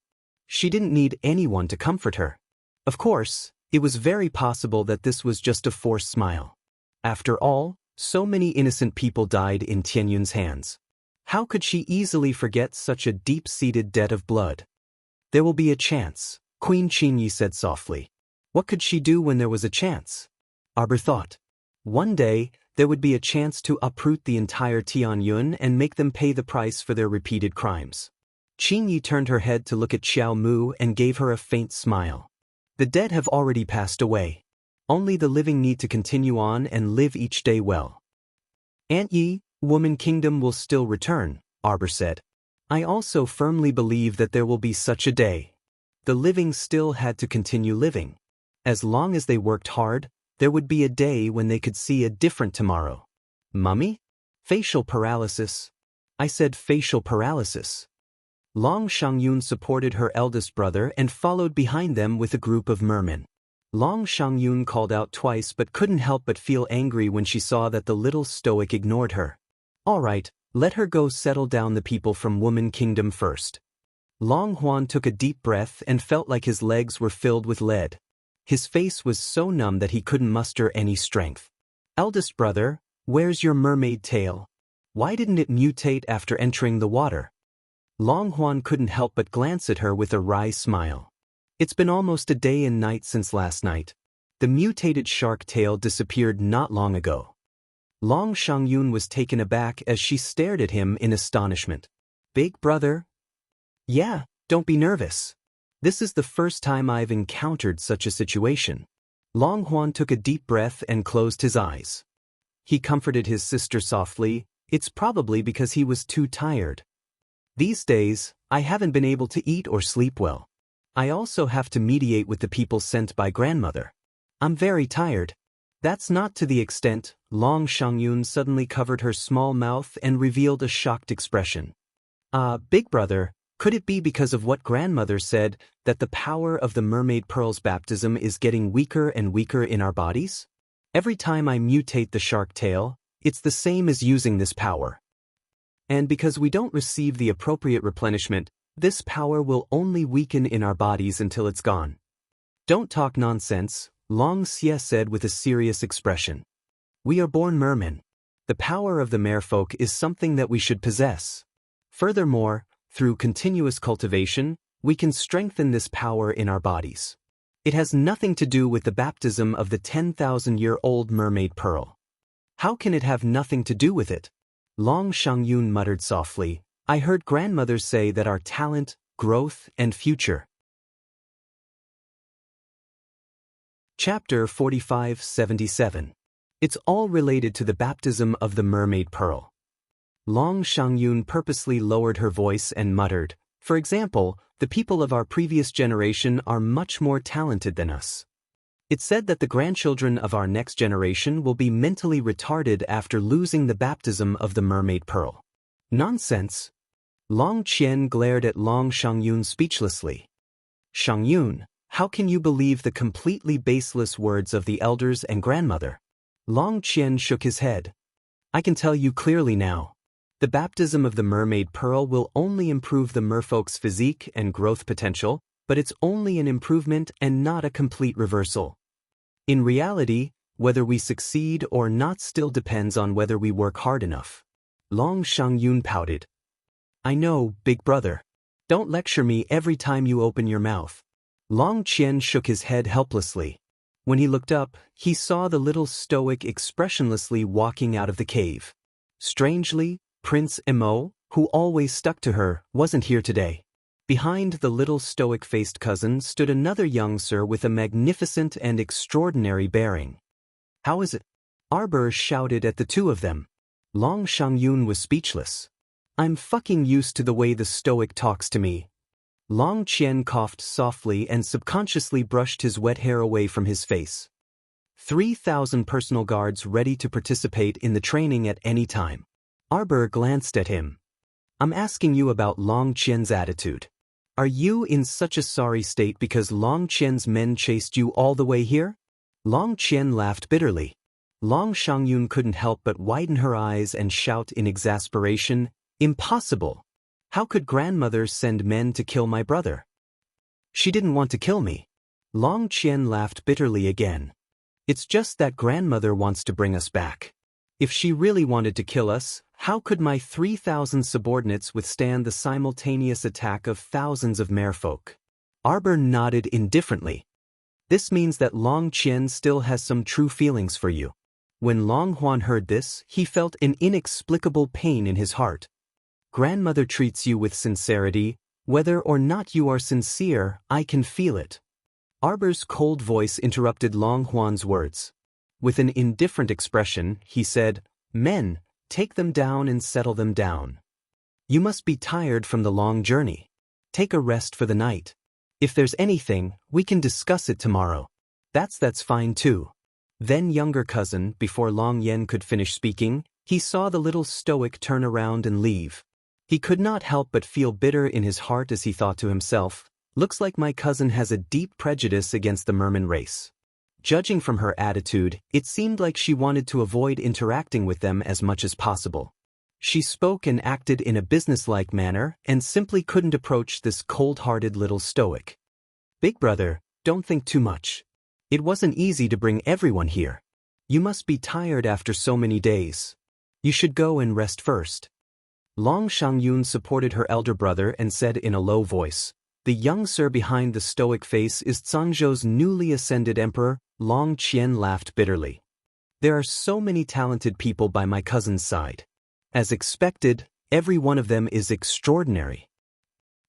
That stoic face made me angry all the time, Long Shangyun said angrily. Chapter 4578. But forget it. Seeing how her personality is, I won't bicker with her. Long Shangyun pursed her lips. This fellow was about the same age as her. She originally thought that after staying on the island for a while, she would be able to talk to her. Who knew that Stoic usually didn't even bother to look at her when she saw her? She waited until she mustered up the courage to chat with her while blushing. In the end, she couldn't even say 2 sentences before it was over. That Stoic had an ultimate trump card when it came to talking to people. That was, she could kill the conversation anytime and anywhere. She truly couldn't chat with her. If you chatted with her, you would only end up looking for abuse. How stifling, Arbor heard the siblings chattering away as they walked away, and he couldn't resist turning back to take a look. Duan Yu smiled and kindly reminded, Jojo, sour fish soup with vinegar. Arbor's eyes lit up, and he quickly hooked his finger at him. Let's call Big Brother and the Feng brothers and return to Paradise Planet to eat. Duan Yu nodded with a grin. Big Brother and the Feng brothers should be at the large drill field behind the Snowy Ridge. The two then teleported to the Snowy Ridge drill field and walked around to check. Seeing that the soldiers of the 3 provinces were all training intensely, Qiao Mu nodded inwardly and had someone call Feng Chongqing and his brother over. Where's my big brother? Big brother Mu was here just now.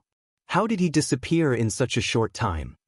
Feng Changqing looked around in confusion and asked his younger brother, "Did you see Brother Mu?" "No, I was with you the whole time just now," Feng Changfei mumbled. Feng Zhangfei muttered. Then he saw something in the crowd with his sharp eyes and pointed outside. "Big brother is over there." Arbor turned to look and saw Mu Xingqian's back facing them, seemingly talking to someone. Arbor quickly walked over. When he got closer, he realized that Big Brother was standing face to face with Sikong Fuling, discussing something. Sikong Fuling's eyes were still moist with tears, and her eyes were a bit red. A strange feeling inexplicably flitted across Arbor's mind. Sikong Fuling and Big Brother? When did they become so familiar? Big Brother. The little stoic creased her brows and sprinted over, tugging at her eldest brother's clothes. "Let's go eat." "Jojo." Mu Xingqian turned to look at his sister and nodded with a smile. "Okay." Sikong Fuling glanced at Arbor and pursed her lips without uttering a word. Mu Xingqian said, "Miss Sikong, have you eaten? Do you want to come with us?" Arbor stood beside Mu Xingqian. He blinked and looked at his elder brother with a strange expression. Something was really wrong. Big Brother actually took the initiative to invite Sikong Fuling to have a meal together? Sikong Fuling glanced at Arbor and received the threat in that young lady's eyes. "You're dead meat if you dare to agree." She snorted and waved her hand. "I still have something to do, so I'll take my leave first." "At least you know your place," Arbor thought to himself. He turned and tugged at Mu Xingqian. "Big Brother, let's go." They circled around to the back of the military field and put some distance between them before Arbor dragged them into the star domain. Mu Xingqian scratched his head. "Didn't we just eat casually? Why did we enter the star domain to eat?" Duan Yu couldn't help but chuckle. "Big Brother, you don't understand. You can't be careless when it comes to eating." Mu Xingqian speechlessly glanced at Duan Yu and said exasperatedly, "Fine, fine, it was this older brother who was too careless." Chapter 45-79. Arbor instructed Qiuqiu to boil a pot of fresh spirit bamboo shoot mushroom soup while he took out several dishes such as 100 Treasures duck, sour fish soup in vinegar sauce, and so on. "Let's eat." Looking at the steaming dishes in front of her, a certain someone's appetite was whetted, and she sat down first. Mu Xingqian chuckled. The little fellow placed the dining table under a peach tree, and a fragrant breeze wafted over. "Eldest brother, you've been quite busy recently. More." The little stoic warmly picked up several dishes for her elder brother. This moved Mu Xingqian immensely. His starry eyes looked at his younger sister with a gratified expression that said, "My younger sister has grown up and knows how to dote on others." Duan Yu secretly rejoiced. Why not? With his understanding of the little fellow, this fellow was so gentle right now because she definitely had a backup plan waiting for his older brother. "Eldest brother, it's all thanks to you, Changqing, and the others for helping with the collective training to kill the Heavenly Fate Battle Team. In the future, when we officially join the battle to kill the Heavenly Fate Battle Team, you guys absolutely have contributed greatly." Mu Xingqian said with a smile, "Younger sister, this is what we should do." Feng Changqing nodded. "Everyone has a responsibility to deal with the Heavenly Fate Battle Team. There's no such thing as contribution. Eldest brother, are you very familiar with Sikong Fuling?" Mu Xingqian was startled and instantly stopped talking. Weren't they talking about killing the Heavenly Fate Battle Team just now? Why did the topic change so abruptly? The little stoic expressionlessly took a bite of rice. "Sikong Fuling is a very scheming person. You can't tell what she's thinking. Eldest brother, you're simple and easily fooled. Don't be fooled by her." Mu Xingqian was exasperated. Younger sister's earnest and instructive tone of an elder truly made one not know whether to laugh or cry. "Younger sister, I'm not too familiar with Miss Sikong. It's just that when everyone landed in the realm of misfortune at the same time, the Guardian helped us, so we can't be considered that familiar." Arbor perked up his ears to listen, and the words, "I'm a bit curious," were written all over his face. "Can you tell me?" "Eldest brother." Duan Yu truly understood the meaning of the song. Before Arbor could speak, he asked with a grin, And what is the realm of misfortune? Oh, about that, Mu Xingchen didn't realize at all that Duan Ling Tian was trying to get information out of him. As soon as he started talking about his experience in the realm of misfortune, he immediately started talking bitterly. I see. Duan Yu nodded with a grin. In that case, eldest brother and that Miss Sikong have been through thick and thin. Mu Xingchen waved his hand. It's not that exaggerated. It's just brother-in-law, why are you here? Mu Xingchen suddenly raised his head and cried out in confusion. Qiao Qiao's body stiffened as she followed her brother's gaze. She saw a person fall down from the tree, and with a crash, he appeared in front of her, hanging upside down. Arbor, husband, you're climbing the roof to tear down the tiles. Can't you climb the tree to be a monkey? Duan Yu's brows twitched as he expressionlessly looked at a certain someone who had suddenly hung down and was swaying back and forth between him and Jojo.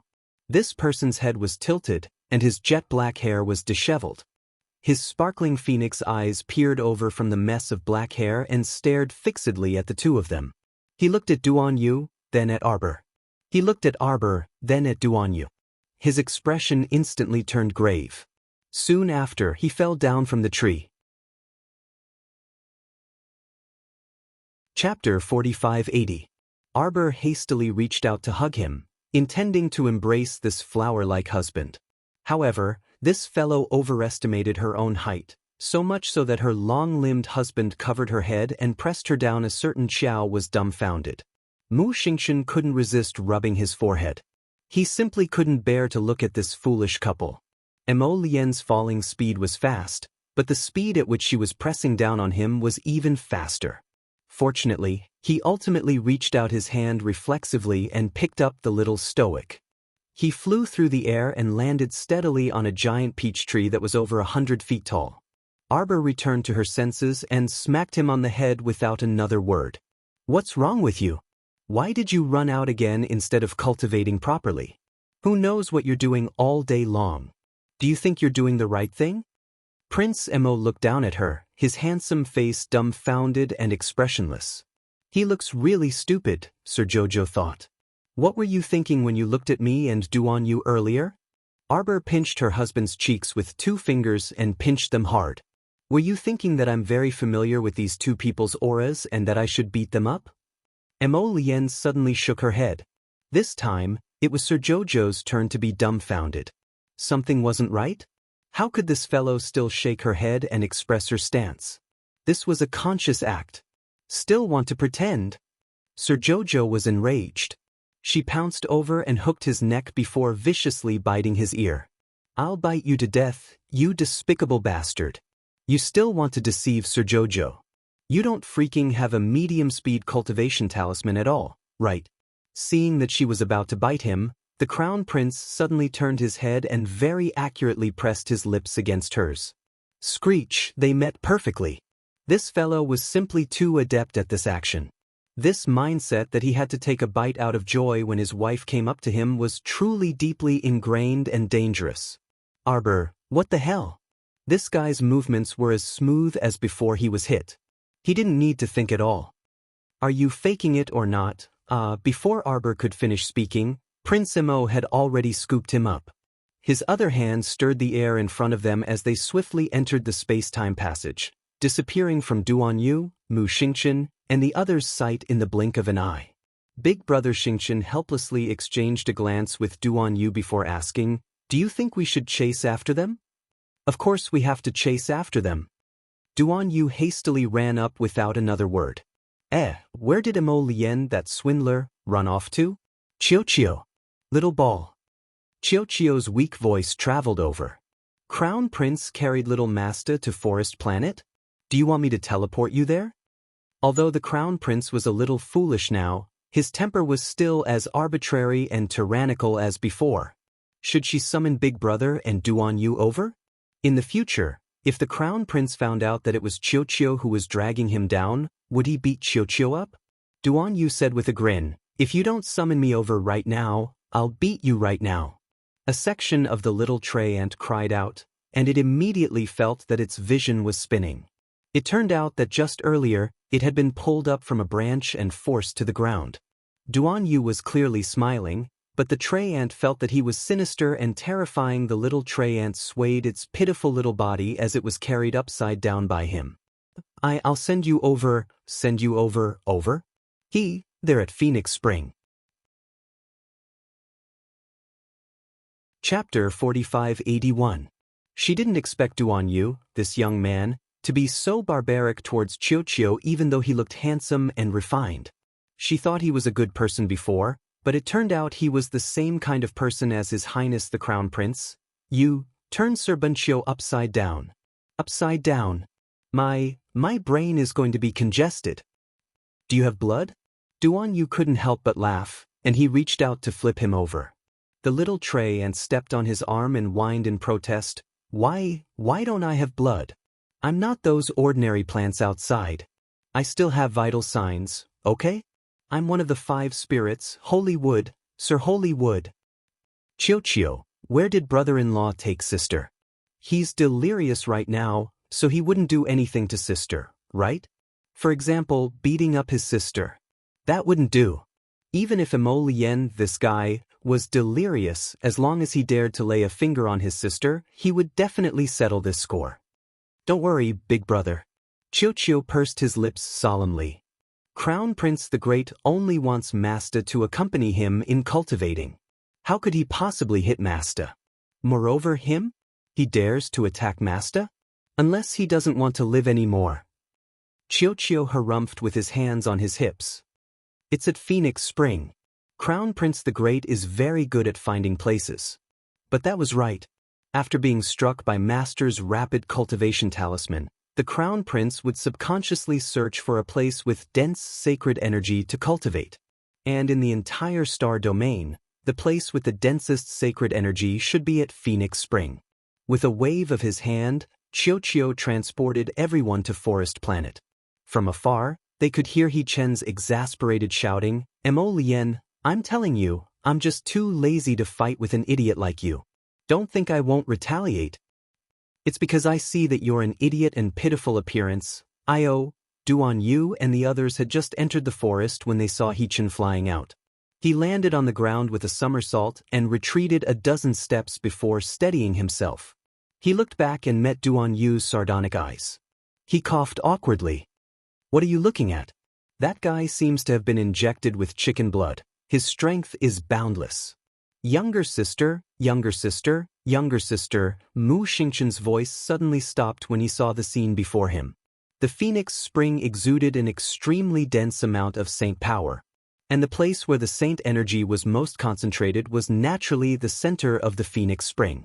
At this moment, half of Emolien's body was submerged in the Phoenix Spring. Her entire body was shrouded in white mist, making her look hazy. Everyone could only see that fellow's long hair was spread out as he stared at the shore with his dark eyes. Beside Phoenix Spring, the little stoic was currently sitting cross-legged with her back facing them. Her back view looked stiff, and it was actually a bit comical. Sister? Mu Xingchen called out cautiously. Unexpectedly, a low chuckle came from the side. Mu Xingchen turned his head and saw Holy Sun Mi Yen restrain his smile and pretend to be very serious. He said in a deep voice, "Don't shout. She can't move."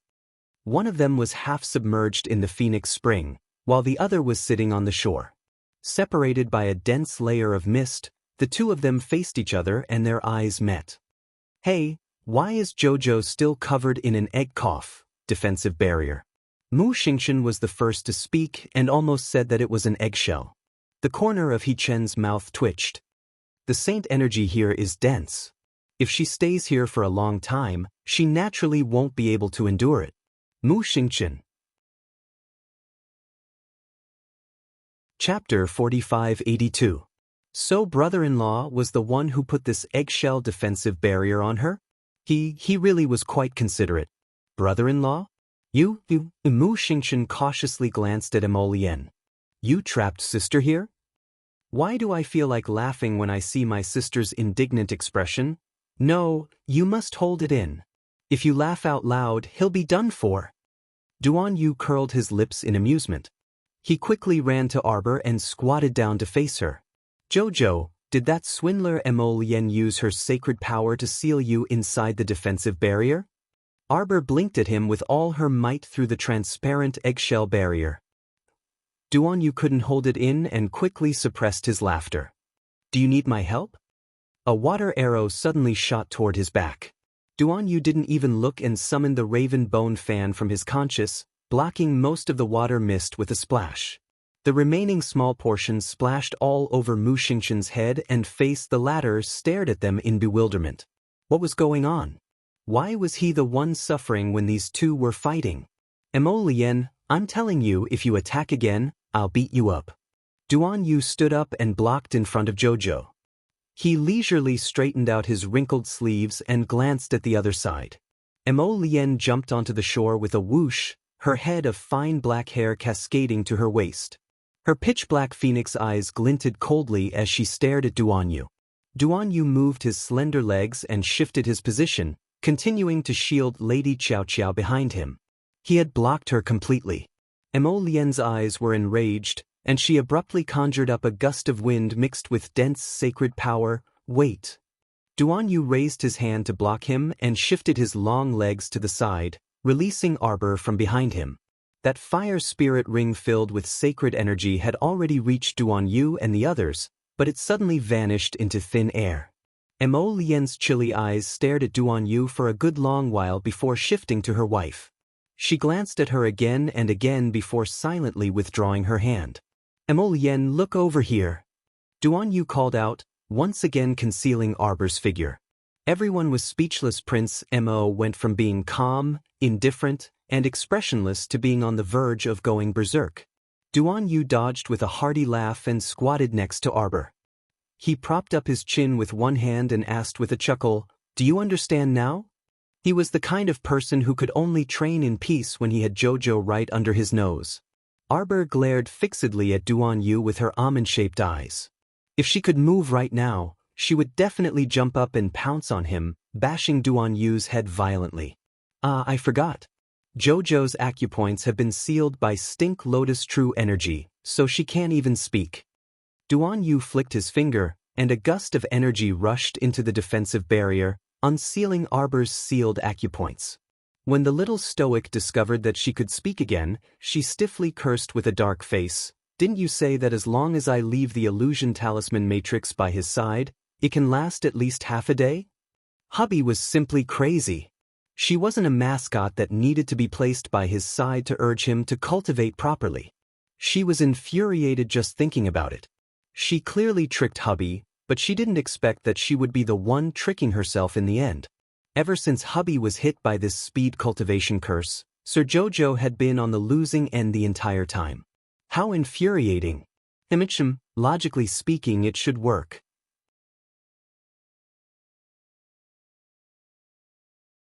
Chapter 4583. In reality, it doesn't seem like I can fool him for long. Arbor stood up abruptly and raised her hand to withdraw her defensive barrier. However, this defensive barrier was personally set up by Emolien, so she really couldn't withdraw it with her meager cultivation. Sir Jojo was so angry that he jumped in front of Duanyu and started punching and kicking him through the defensive barrier. Younger sister, calm down, calm down. Mu Xingshen wanted to go up and stop the fight, but he suddenly saw his brother-in-law's icy eyes rolling as his chilly gaze landed on him. Fuck, why did he look like a petrified ghost? His body was filled with an eerie ghostly aura, scaring people to death. Mu Xingshen was so frightened that he couldn't move for the time being. Emolien stepped in front of the little stoic and Duanyu, shielding them. Her chilly eyes stared at Duanyu for a split second, but she actually didn't beat him up. Emolien hooked her hand and carried the little stoic back to Phoenix Spring. She placed her on the ground and arranged a cross-legged cultivation posture for her. He was going to enter Phoenix Spring to continue cultivating. Who knew? I haven't finished eating. Arbor roared in exasperation, and the surroundings were instantly silenced by her roar. As it turned out, the reason why the little stoic's back was so stiff and her expression so indignant was all because she hadn't finished eating that meal. Big brother Mu truly couldn't hold it in and snickered. Younger sister, look at brother-in-law's attitude. If you don't stand guard here, he probably won't stop either. I think you should stay here and accompany him for a while. When he slowly recovers, won't you be able to retire with success? Duan Yu. The little stoic roared angrily. Duan Yu held back his laughter and quickly walked up with a nod. What are your orders, my Chiao? Hurry and remove this barrier. She huffed. If I want to cultivate, I'll cultivate. It's not like I haven't cultivated before. But who would cultivate with a defensive barrier? It was so comical. That won't do. Duan Yu shook his head and put away his playful smile. He said seriously, this place is permeated with holy power. If you absorb too much of it, it won't be good for your body. Stinky Lotus defensive shield can effectively block the saint power. Laugh if you want to. Arbor glared at him. No, Jojo isn't funny at all. Where's the soup? The little stoic mumbled. Oh wait. Duan Yu pursed his lips and reached out to place a steaming pot of spiritual bamboo shoot soup in front of her. The soup is pretty good. I already drank a bowl.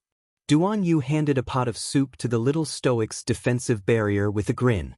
Do you want a bowl and chopsticks? Everyone was speechless. Compared to Jojo and Emolien, you're the laughable one. One day in the outside world was 12 days in the star field. The little stoic listlessly accompanied her husband in his cultivation. Separated by the defensive barrier, she would eat and drink from time to time. Other than not having the freedom to move around, he was still able to get by. Her husband was expressionless while cultivating. His entire person was immersed in the phoenix spring like a jade sculpture. He looked so cold and exquisite that she really wanted to touch him. The young crown prince consort propped her chin on her hand as her dark eyes darted back and forth. Her gaze would occasionally linger on her husband. Jojo. Duan Yu appeared next to her with a grin while carrying a lunchbox. I can take you out today. Arbor rolled his eyes at him. I'm not lying to you. He waved his hand and removed the defensive barrier on her body. The little stoic immediately jumped up and patted the non-existent dust off her body. Chapter 4584. Arbor looked up at Duan Yu and pursed her lips. Then, she surreptitiously cast a glance in her husband's direction. Don't worry, he's truly sunk into a cultivation state now, so it's very difficult for him to pull himself out like before, Duan Yu said with a smile. Don't worry, he really won't be able to pull himself out of a cultivation state for a while. As expected, her husband didn't react at all. The little stoic was instantly delighted, and she said briskly, since there's an abundance of holy energy circulating around husband, does this mean that he can really stabilize his cultivation realm after this closed-door cultivation? Duan Yu harumphed. He was about to break through to the late-stage divine venerable realm previously. However, a large part of the reason why his cultivation soared so rapidly was due to the ancient seal in his body. Arbor had heard a little about the ancient lotus seal in Emolien's body. Duan Yu said, this ancient seal is a good thing. Unfortunately, if he can't absorb all of it for his own use, he paused and said, if it rejects the holy energy in his body, then it'll be troublesome. Forget it, he knows what he's doing. Duan Yu glanced at the worried little stoic and said with a smile, you still don't believe him? With his abilities, he'll naturally be fine. It's just a matter of time. Moreover, the late-stage divine venerable realm can't be stabilized in 1 or 2 years. Even if he used your strange talisman this time, he probably won't be able to completely stabilize this time. We still have to continue pushing forward. Duan Yu sighed and said, it's not like you don't understand him. With the current situation, he simply can't settle down. Arbor paced back and forth beside Duan Yu until Duan Yu was exasperated. He couldn't resist grabbing her. All right, stop pacing back and forth. You're making me dizzy. Jojo, don't you still have us no matter what happens? What are you worrying about? Let's go out first and let him cultivate here alone for a period of time. During this time, don't enter the star domain again and let him sense your familiar aura. Otherwise, this guy's brain will go haywire and he'll forcefully pull himself out of his state to see you. Not only will all our previous efforts be wasted, we might even injure ourselves. Arbor quickly nodded and obediently agreed. He obediently left the star domain with Duanyu.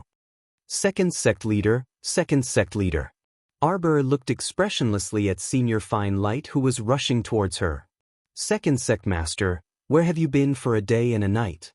Why haven't I seen you yet? Second generation sect leader, let me tell you, I have created a very practical spiritual artifact. If there are enough materials, I can mass produce it. Mi Guang proudly took out an axe from his back. This spiritual weapon can change into 3 forms: sword, saber, and axe. How about it? Not bad, right? You want to sell to the soldiers of the 3 prefectures? Senior Scattered Light blinked his dog eyes. How is it? The quality is good, right? Arbor nodded. I can help you sell it, but 1/3 of the money will be used for the maintenance of the sect. Duanyu's mouth twitched. Second sect leader, second sect leader. Who is so stupid to follow me Guang and call me second sect leader? Arbor pondered inwardly as she looked towards the source of the voice. She saw Commandery Princess Wushuang leading a group of people toward her with a grin. Huang is here. Arbor's eyes involuntarily lit up when she saw the face of the woman beside Commandery Princess Wushuang. Second sect leader. Chapter 4585. Second generation sect master. A rippling cry full of emotion caused Arbor's small body to involuntarily tremble. He looked up and saw Chen Qi and Lu Zheng running over with smiles on their faces. Behind them were more than 20 excited disciples, and they all gathered around with a whoosh. Hurry and greet the second-generation sect master. Chen Qi waved his hand with a chuckle and turned to say to Arbor, second-generation sect master, these are our Xuanji school's first-generation disciples. We've already found 70 to 80 people, and we've more or less found some clues about the remaining ones. Some of them are far away in the holy domain. Just summon them here when the time comes. Some of them are in closed-door cultivation and probably won't come out in the near future. Lu Zheng nodded repeatedly. There are only 2 disciples, and there's no news of them now. I've asked around, but no one can clearly say where they went. Arbor glanced at the 2 expressionlessly. Pretty efficient. It was indeed pretty good. The little stoic tossed this fraudulent search mission to Qin Qi and Lu Zheng. She originally didn't expect them to be able to find many people. After all, who the hell knew where those first-generation disciples were scattered right now? Besides, it had been so many years. Perhaps a portion of the elders had already ascended to immortality. To tell the truth, it was simply like finding a needle in a haystack and a fantasy to rely on those unreliable nameplates given by Senior Xuanji to find all of them. However, Arbor didn't expect that Qin Qi and Lu Zheng would make such great progress in such a short time with this unreliable lousy mission. Greetings, second-generation sect master. The voices of the 20-something Xuanji school disciples shook the heavens, and everyone appeared very excited. It would be even better if these fools could remove the words second-generation sect master from their titles. The stoic looked at them expressionlessly, her heart completely unperturbed. Second-generation sect master. A middle-aged man strode forward and rubbed his hands, his tone extremely emotional. It's really been hard on you these past few years, second-generation sect master. Arbor said indifferently, it hasn't been hard on me. When that middle-aged man heard this, the rims of his eyes turned red dramatically. With a rueful expression, he said to the little stoic, how can it not be bitter? Just thinking about it tells me that you've been living in poverty these past few years. After all, you have to support the entire Xuanji school by yourself. For so many years, you have been working hard for the revival of our Xuanji school. That's right. The second sect leader is really noble. He didn't even tell us about his troubles. Admirable. As expected of our second sect leader. Arbor, everyone, do you have any misunderstandings about me? Lord Xiao has only taken over the Xuanji sect for a short period of time. Over the past few days, I've only chosen a location for the Xuanji sect and erected the mountain gate of the Xuanji sect. Other than that, wasn't she completely a hands-off boss? At this moment, Huang He walked up and nodded his head in praise. He had a deeply moved expression on his face. You guys are absolutely right. Our Qiao Qiao is of noble character and unquestionable integrity. She is the role model of the world. Huang He spoke without end. Arbor only wanted to cover his face with his hands. Back then, when I met her before we even met, Jojo was high-spirited and vigorous. She disregarded the danger to her life and lured away a high-level spirit beast for us, leading away a large beast tide. Sigh, I can't bear to look back on the past. Back then, Jojo was very different from others. Big sis, can you not talk about how you met back then? Chapter 4586. You might not believe it. Back when they were training in the lava mountain range, didn't they attract the beast tide to trick people? After that, the little fat squirrel took advantage of every opportunity to clean up the battlefield, not even leaving behind a single spirit beast tooth for them. The words noble character and unquestionable integrity truly aren't suitable for this Lord Qiao. Huang He was still rambling on. The more Chen Qi, Lu Zheng, and the other Xuanji sect disciples listened, the more moved they were. They completely didn't notice that Duan Yu, He Chen, and the others were twitching their mouths. The more serious Jojo appeared on the surface, the more his heart crumbled. According to their understanding of this little thing, she simply wouldn't be so kind-hearted as to lure away the beast tide or whatever. Perhaps this little fellow was using the beast tide to trick people. Judging from her serious expression, she probably wanted to slap Huang He to death and yell at her to shut up while she was at it. Shut up, Huang He. Don't make wild guesses about this Lord Qiao. You freaking constructed a lofty and imposing image of me in your heart, but in reality, that's not the case at all. Moreover, she remembered that she seemed to have explained the lava mountain range incident to Huang He. Unexpectedly, Fairy Huang He was even more moved. She held her hand and wished for nothing more than to burst into tears and kept praising her for her kindness. She kept insisting that it was Jojo who saved them and was their great benefactor, and so on. Seeing that she couldn't communicate with this fellow, Arbor simply didn't mention it in the end. She didn't expect this fellow to bring up this hilarious incident again today. She already told her that the truth wasn't so. This fellow was living in a dream. Enough. Arbor pulled a long face and quickly interrupted Huang He's unceasing praises. Huang He, you came at the right time. How many people from the Heavenly Pill Guild did you bring this time? Those who can come are all here. Huang He immediately changed her attitude and restrained her smile when they talked about serious matters. Wang Yan, Gudupeng, and Little Chow are all here. There are also several Earth-grade alchemists waiting for Jojo's instructions at any time. Arbor nodded in satisfaction. This time, we need to create a batch of nutritious liquid called the Fine Sky Jade Dragon Pill. I will provide the formula and guiding herbs when the time comes. You just need to make as many as you can. No problem. Fairy Yellow Crane nodded heavily and said, we can start refining pills right away. Arbor coughed lightly, grabbed Fairy Yellow Crane's small hand, and patted it twice, saying, do I look like such an unreasonable person? You've just arrived on the island and must be tired from the long journey. How about this? Have a good rest tonight and come see me tomorrow morning. Let me demonstrate the refining method of the Jasper Sky Jade Dragon Dan. Yellow Crane Fairy was so touched that she held Arbor's hands and shook them vigorously.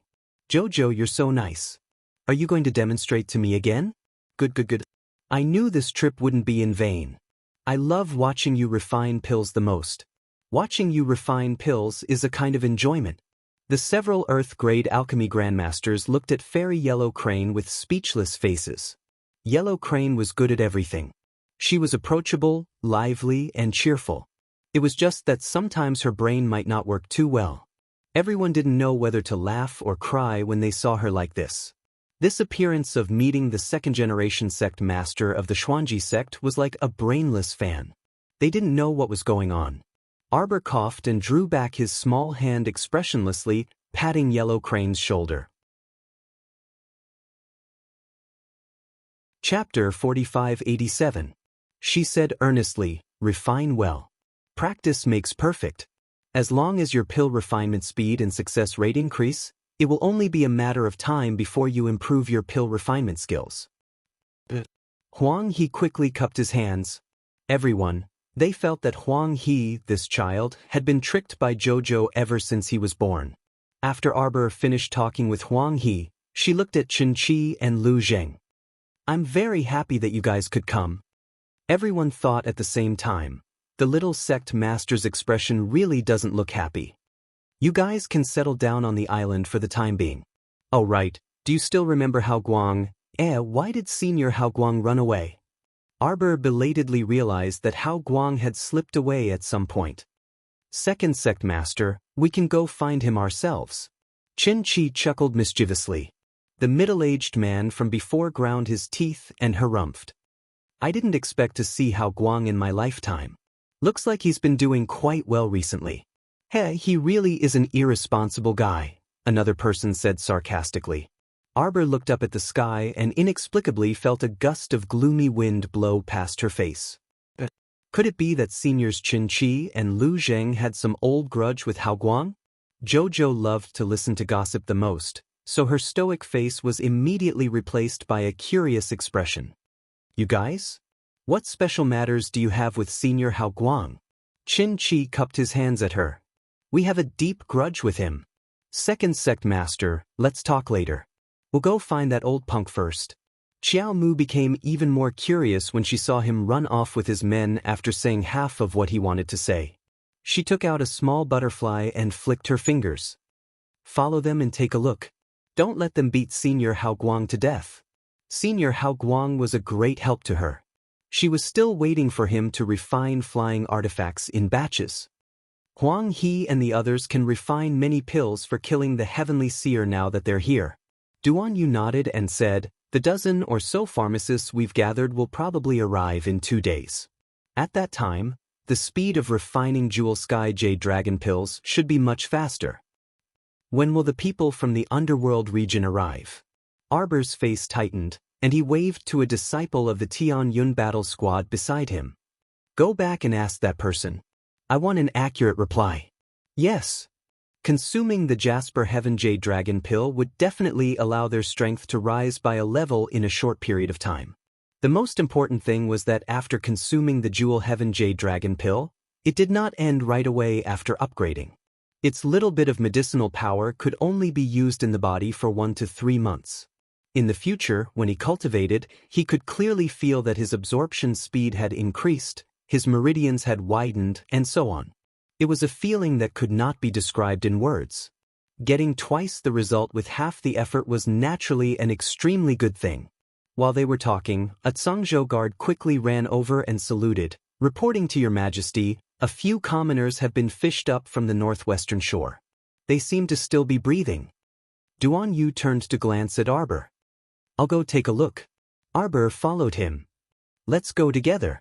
Their deserted island, which neighbored the sacred land of the Snowy Ridge, was covered in snow all year round and was uninhabited. Suddenly, several people without any cultivation drifted over from the sea. Don't you think it's strange? Not being able to tell was the strangest thing. Under the Zhangzhou guard's lead, the group arrived at the northwestern shore. Sure enough, they saw several upright figures lying on the snowy ground. Chapter 4588. Several Tsang province guards who were patrolling the northwest shore all turned their heads and respectfully bowed to them.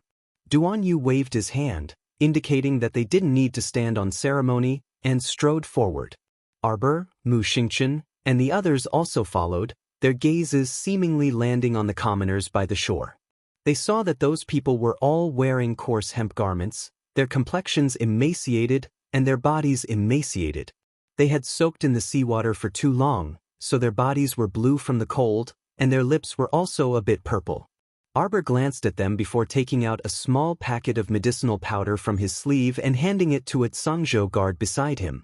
Boil it in warm water and feed each of them a mouthful. A packet of dispelling cold powder was enough to recover these people's chilled bodies. However, this kind of recovery only treated the symptoms and not the root cause. These people looked like they were malnourished, so they couldn't recover in a day. Now, they could only wake them up for the time being before asking them what was going on. A moment later, those people indeed slowly regained consciousness under the effects of the dispelling cold powder. When they clearly saw Arbor, Duan Yu, and the others standing in front of them, the commoners, who were muddle-headed from soaking in the seawater, hastily knelt and begged for mercy, repeatedly shouting, "No, don't, sirs, don't kill us, don't."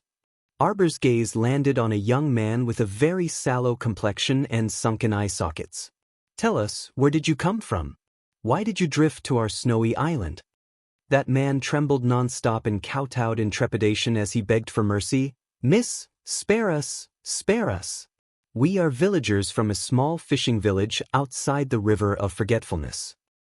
Because the harvest this year was poor, ghostly monsters started appearing in the village. They stood stiffly, jumped, and bit people. As a result, those who could run all ran out. As for the remaining people, they were about to starve to death, so they had no choice but to follow the fireworm troop out to run boats. "We didn't do anything bad, we really didn't do anything bad," the man said with tears in his eyes. "We were originally ordinary people from a fishing village, but because our lives were hard and we couldn't survive anymore, we followed others to run boats. We wanted to earn a few spirit coins so that we could exchange them for food." Jojo blinked. "What's the Fireworm Squad?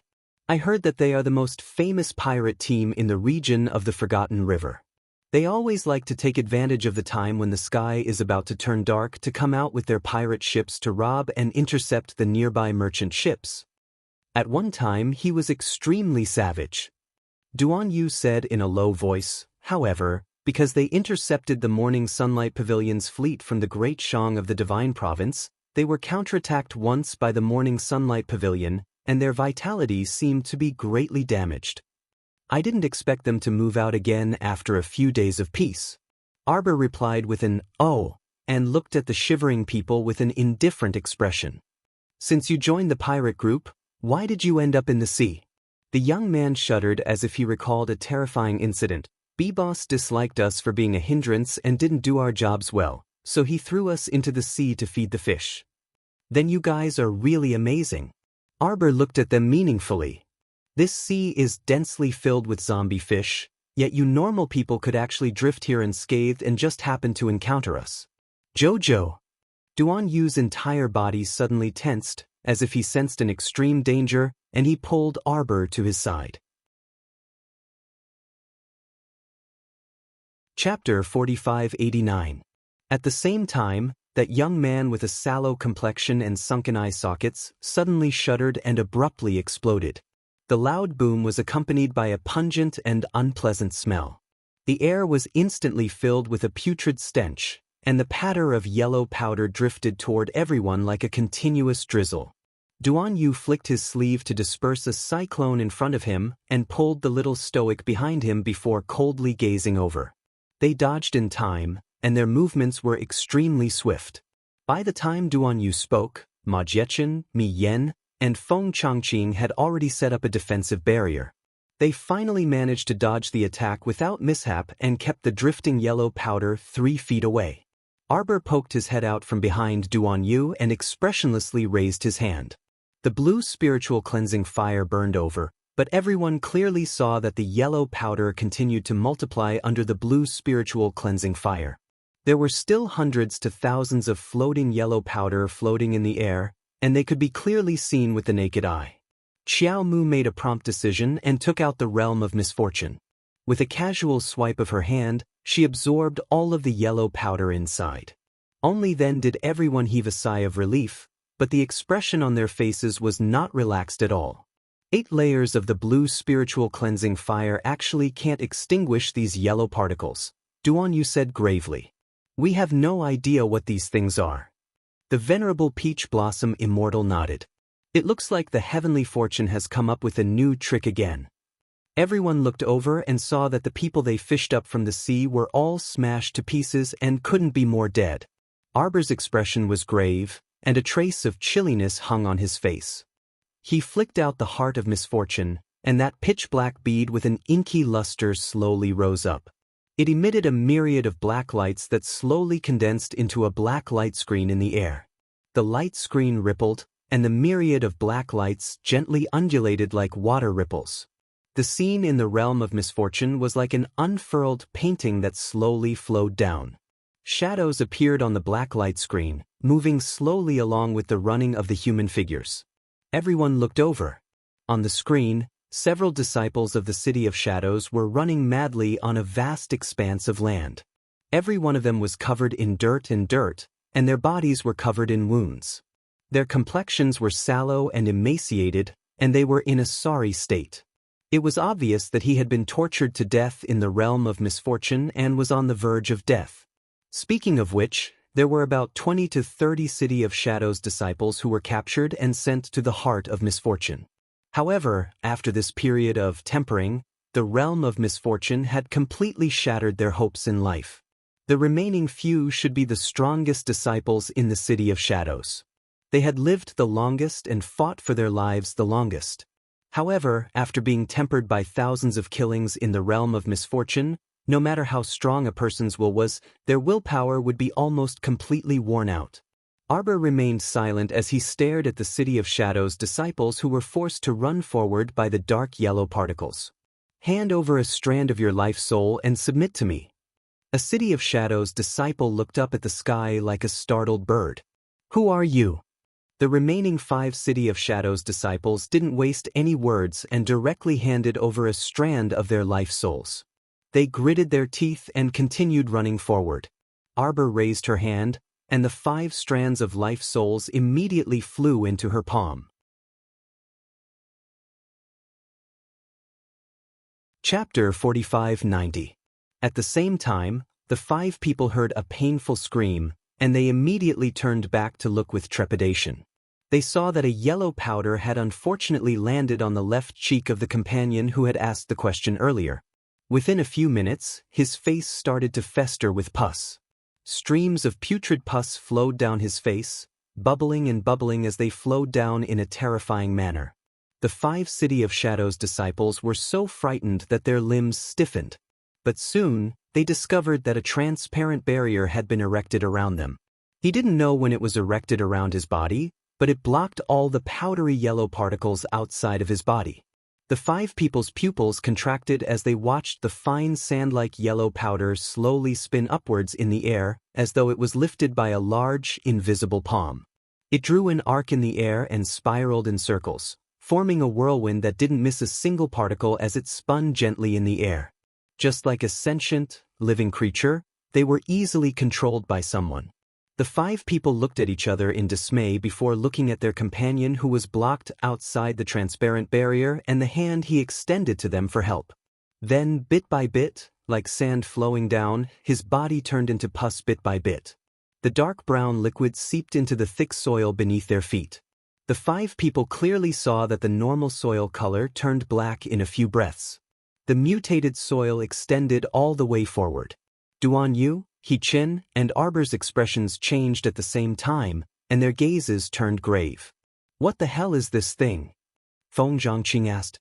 "I'm guessing that it should be the medicine men newly developed by the Heavenly Fate dynasty." Arbor's expression was very unsightly as he turned to Duan Yu and said, "We need to inform this news and let all the city lords know about it." The message was passed down layer by layer and the defense work was done. These medicine men are so powerful.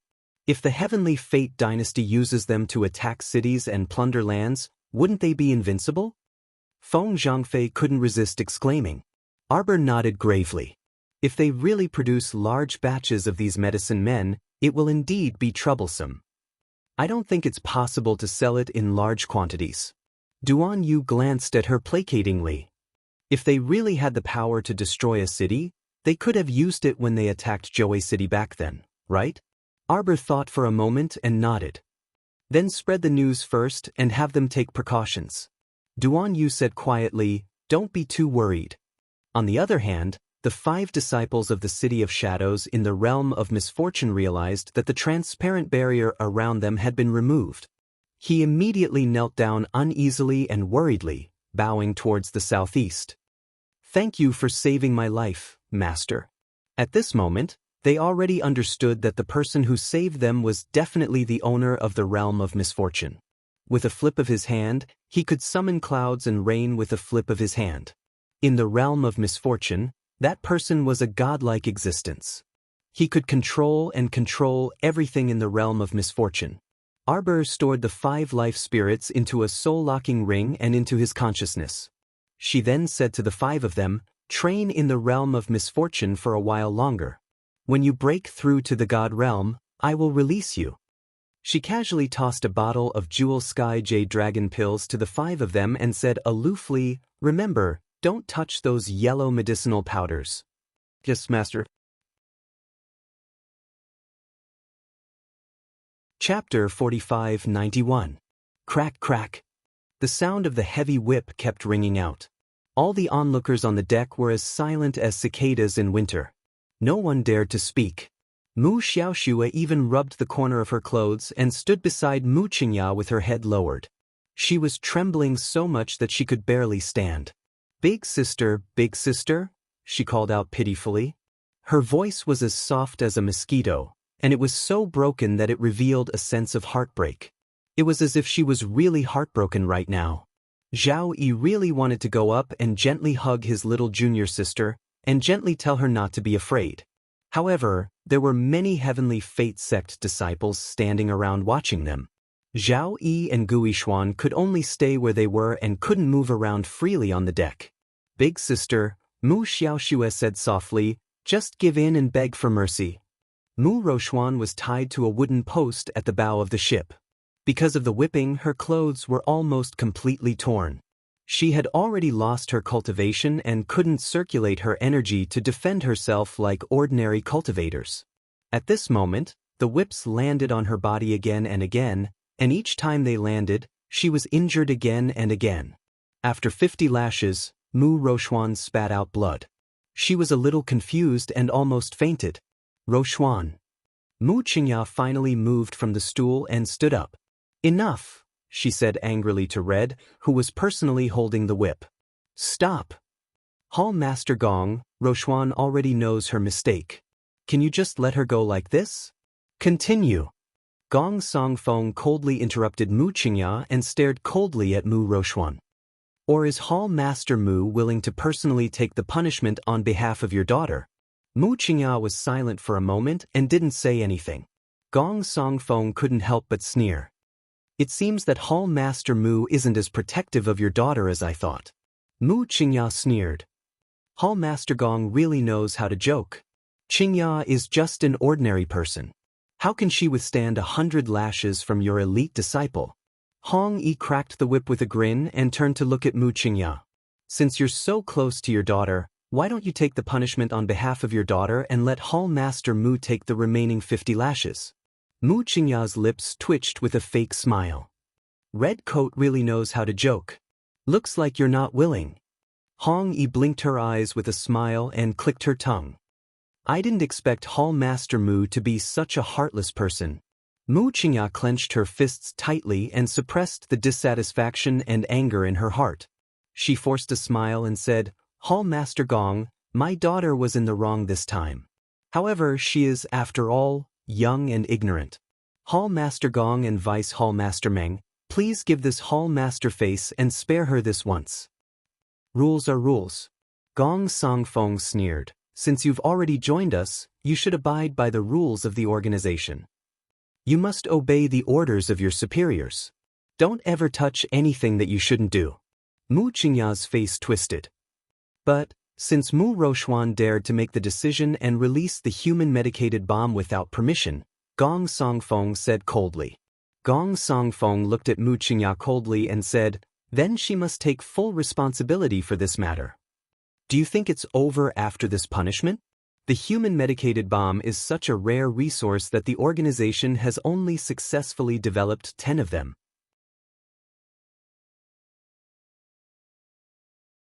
Chapter 4592. But now, she wasted 5 of them in one go. She even exposed our plan in advance. According to the little crown princess's temperament, she will definitely take this matter seriously and make arrangements as soon as possible. Now that the 3 provinces have received news that we have such a trump card in our hands, what do you think they will do? Mu Qingya's expression was ugly as she turned to look at the silent Mu Rochuan with her eyes closed. Hong Yi began to whip her again. Mu Xiaoxue had a pained expression as she bit the handkerchief in her hand and murmured, "Sister, sister, don't hit her anymore." Hong Yi suddenly turned around and smiled seductively at the little girl. Hong Yi patted the whip in her hand and tilted her head to look at Mu Xiaoxue coquettishly. "Why don't you do it instead? You two have such a deep sisterly relationship. Take 2 lashes for your sister and fulfill your fate." Mu Xiaoxue froze in place. Hong Yi gave a look to the Heavenly Fate sect disciples beside her. Those disciples stepped forward and tried to grab Mu Xiaoxue's arm. Mu Xiaoxue screamed in fright and knelt in front of her mother's chair, burrowing into her arms. "Mother, mother. What are you doing?" Mu Qingya was like an angry lioness as she immediately shielded Mu Xiaoxue in her arms and slapped away the hands of the Heavenly Fate sect disciples. She roared angrily, "Let's see who dares to touch my Xue." Tiske tiske tis. Hong Yi swung the black whip in her hand. "This is called deep mother-daughter relationship. I thought I was seeing things. I didn't expect Hall Master Mu to be so biased as a mother." Mu Qingya seemed to realize something as she quickly steadied Mu Xiaoxue and looked awkwardly at the disheveled Mu Roxuan. However, Mu Roxuan didn't open her eyes from beginning to end and only bit her lips tightly. After dozens of lashes, there wasn't a piece of unharmed flesh on her body, but she didn't utter a single word. "Hall Master Mu, you didn't lie to us, did you? Is it really eldest Miss Mu who released the human medicine bomb?" Of course. Mu Qingya's voice suddenly changed. She shielded Mu Xiaoxue, who was trembling in her arms, and said sternly, "Why are you suspecting Hall Master Gong? Don't you know the relationship between Mu Roxuan and Arbor? Ever since Arbor stepped into the Mu family's house, Mu Roxuan has been jealous of her and tried to plot against her time and time again. These things are all well-founded and can be investigated." Also, Mu Qingya gulped and continued, "Because of Arbor, Mu Roxuan lost all her cultivation and her arms were broken. Now she's disabled. How could she not hate her to the core?" This child's thoughts went astray for a moment. He secretly learned about the underground hall's medicine man bombs and wanted to use them to destroy Arbor in one fell swoop. Red Coat smiled and rubbed her palms together. "The story is really well made. That's enough, Hall Master Mu. Now that the punishment is over, you can drag your good daughter back after the punishment is over." Then she continued with the remaining 50 lashes. Mu Xiaoxue didn't dare to pretend anymore and didn't say a word from beginning to end. The mother and daughter curled up in a corner and counted like quails. They watched as Mu Roxuan was taken down from the wooden pillar on the verge of death after the 100 lashes. "Sister!" Mu Xiaoxue cried and pounced forward. Chapter 45-93. Hong Yi glanced at her in amusement and curved her thin lips at her. "All right, stop acting. You don't look like sisters at all. I told you to stand out and take a few whips for your sister, but you weren't willing. Can't we be a little more realistic?" She was so ugly, not at all like that stoic face. Stoic face was really an honest little girl. If she liked someone, she liked them. If she didn't, she didn't. If she didn't like someone, she couldn't be bothered to waste words with them. Forget about putting in the effort to act, she didn't even want to look at them. After you deceived her then, there really wasn't even the slightest possibility of being friends. Hong Yi threw down the whip in her hand dispiritedly and turned to walk slowly to Fan Meng and Fan Yu. "Let's go and drink." "Sister, does it hurt?" Mu Xiaoxue sat at Mu Roxuan's bedside and wiped her tears with a handkerchief from time to time. "Sigh, you child." Mu Qingya looked at Mu Roxuan lovingly and turned to instruct the 2 maids, "Clean up eldest Miss wounds properly. Use the best medicine and ask me for more if you run out."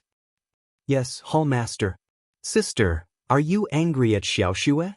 Mu Xiaoxue stammered with a trembling expression. Zhao Yi couldn't bear it and hurriedly persuaded, "How can that be?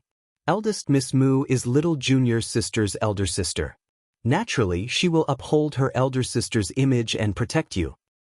"But sister, you haven't even opened your eyes to look at Xiaoxue since just now." Mu Xiaoxue twisted the handkerchief in her hand and said in a small voice, This time, it's Xiaoxue who dragged sister down. I won't be so rash in the future, all right?" Sister, don't be angry at Xiao Xue. Alright Xue, your sister is also tired. Let's go out first and let her have a good rest. Seeing that Mu Roxuan had no intention of speaking from beginning to end, Mu Qingya also felt deeply awkward and couldn't continue this one-man show. The mother and daughter pair spoke a few more words carefully and were about to turn and leave, only to hear Mu Roxuan's hoarse voice drifting over from the bedside. Mother, your grace of giving birth to me, in this life I have already repaid it. Mu Qingya's heart skipped a beat, and she turned around to look. However, Mu Roxuan had already turned her face away, revealing the ancient scar on the side of her face that had been soaked in blood. Perhaps it was because of the heavy whip, but the old scar on his face seemed to have split open again. Only Mu Roxuan herself knew that any scars on her body were not scars. Only the one in his heart was deep and ruthless, so heavy that he couldn't breathe. The line dividing the Crown Prince's closed-door training. Today, I've gathered everyone here because I have an urgent mission for you. Today, we are going out to sea. We will search the nearest fishing villages along the coast. What we're searching for this time is the underground base that Tian Yun set up nearby. The target is very dangerous. It might be a new type of medicine man with extremely strong corpse poison. Everyone fears death, but from the day we joined to kill the heavenly fate, we must face death head-on. In the future, there will be countless difficulties waiting for us to overcome. Today is just the beginning. When Arbor, Duan Yu, and the others arrived at the military field, Rong had already finished his impassioned speech. Leading a group of people, Mayas was currently distributing life-saving pills and some weapons to his subordinates. Chapter 45-94. Arbor walked over and glanced at the group. Suddenly, he paused and calmly walked towards the karst cave. After entering the karst cave, he looked left and right to make sure there was no one around. It was only then that Xiao Mu waved her hand, releasing several figures. Qi Xianxian giggled as she pounced forward and hugged him. Aya, my Jojo, long time no see. Look, have I changed? You've leveled up, Arbor said expressionlessly. Ha ha ha, Qi Xianxian laughed with her hands on her hips. Not only have I leveled up, my spiritual sense has also improved greatly. I am now a level 12 great spiritual master. How is it? Very good, Arbor nodded. Little Fatty ran forward with his belly bulging. He asked with a puzzled expression, Jojo, why did Qiuqiu tell me that you found a long-lost brother for me the moment I came out? Arbor's mouth twitched. He glanced at this fellow's bulging belly. After a moment of silence, he said, I'll let you guys go to the Tianji mystic realm to see my fat senior brother. Qiuqiu was such a scammer. He actually told little Fatty that his fat senior brother was his relative. Jojo, you found a senior brother? Not only that, I also found many of the Xuanji school's first-generation disciples, Arbor said calmly. You can meet many new friends this time. That's great. Qi Xianxian chuckled. I love meeting new friends the most. Mata rubbed his chin and smiled wretchedly. As for me, I love following Jojo around and robbing people. Don't you know how to speak? What robbing people? When has Jojo ever done such things? Qi Xianxian glanced at Mata and corrected him. This is called upholding justice. That's right. Arbor expressionlessly turned and walked out. His slightly raised lips showed that he was in an extremely good mood. Just as he reached the entrance of the karst cave, he met Fairy Yellow Crane who was looking for him. Little Yellow Crane said excitedly, I heard that you guys are planning to find the underground base of Heavenly Fate? I'm going too. I have to go too. Alright, bring Wang Yan and Xiao Chao along. Arbor thought for a moment and said, the things we need to deal with this time might be a little tricky. When the time comes, if there's any danger, stay on the ship with the pharmacists. Don't come down recklessly. Huang He nodded repeatedly. As long as he could take her on the road, she would agree to anything. Jojo, the ship we came on doesn't seem to be big enough to accommodate so many people. If we don't use a boat and just use an air transportation spiritual artifact, I reckon that it's easy to get lost in the sea. There's a boat. Arbor nodded. It's big enough. The crimson firmament blue waves could hold as many people as they wanted. Arbor had personally tested the mutated space inside the ship, and it was almost endless. Therefore, there was no need to think too much about the movement of more than 30,000 soldiers. Huang He followed behind her. His eyes brightened as he grinned and said, "That's good, that's good." Then, Xian, little fatty Mata, you've all come out." Everyone smiled and nodded at her. Xian skipped forward and grabbed her hand. "Little yellow crane, it's been a long time. How was it? How was your life in the heavenly pill auction?" "It was very fulfilling. Every day, I could develop pills with a group of like-minded pill friends. I didn't have to worry about the cost of materials. My days were simply too beautiful." Chapter 4595. Ah! Fairy Huang He couldn't help but laugh out loud when she was pleased with herself. Qi Xian covered her mouth and chuckled. She patted her hand and said, "Little Huang He, let's chat on the way." Okay. Huang He repeatedly said okay and waved her hand at Arbor with a smile. "I'll go call little Super Peng and the others. Let's meet at the beach later." "Okay." Qi Xian readily agreed and turned to look at Arbor. "I see that little Huang He seems to be in better spirits. She doesn't even have time to drink water when she gets busy." Arbor said aloofly, "She's fully immersed in refining pills, so she naturally won't remember other bad things." "That's true." Qi Xian nodded and turned to glance at Mata and the others. "Let's go. We'll talk after we get out." The appearance of Qi Xian and the others was very sudden. Before they set off, Ali noticed that there was something fishy about them. He tugged at Yas's sleeve and pulled him to the side to whisper a few words to him. Ming Yasi looked in the direction his younger brother was pointing at and glanced at his younger brother indifferently. "What's so strange about this?" Ming Yasi said aloofly, "It's not like this is the first time. This little stoic side would frequently have a few people disappear and a few more appear. He was already used to it. It was hard on Ali to constantly stare at this cold-faced little stoic as if staring at her would cause problems. Don't provoke her." Ming Yasi glanced at him and warned, "If you don't want to follow Akir to the northern desert to train, then speak less and do more." Ali pursed his lips and grumbled in agreement. However, his eyes were still unwilling to give up and constantly stared at Arbor's side. Why was Big Brother so indifferent? In reality, what he wanted to tell Big Brother was that after he constantly paid attention to the little stoic's movements, he discovered this little stoic definitely hid her abilities well. She had stored large groups of people in the storage talismans she drew.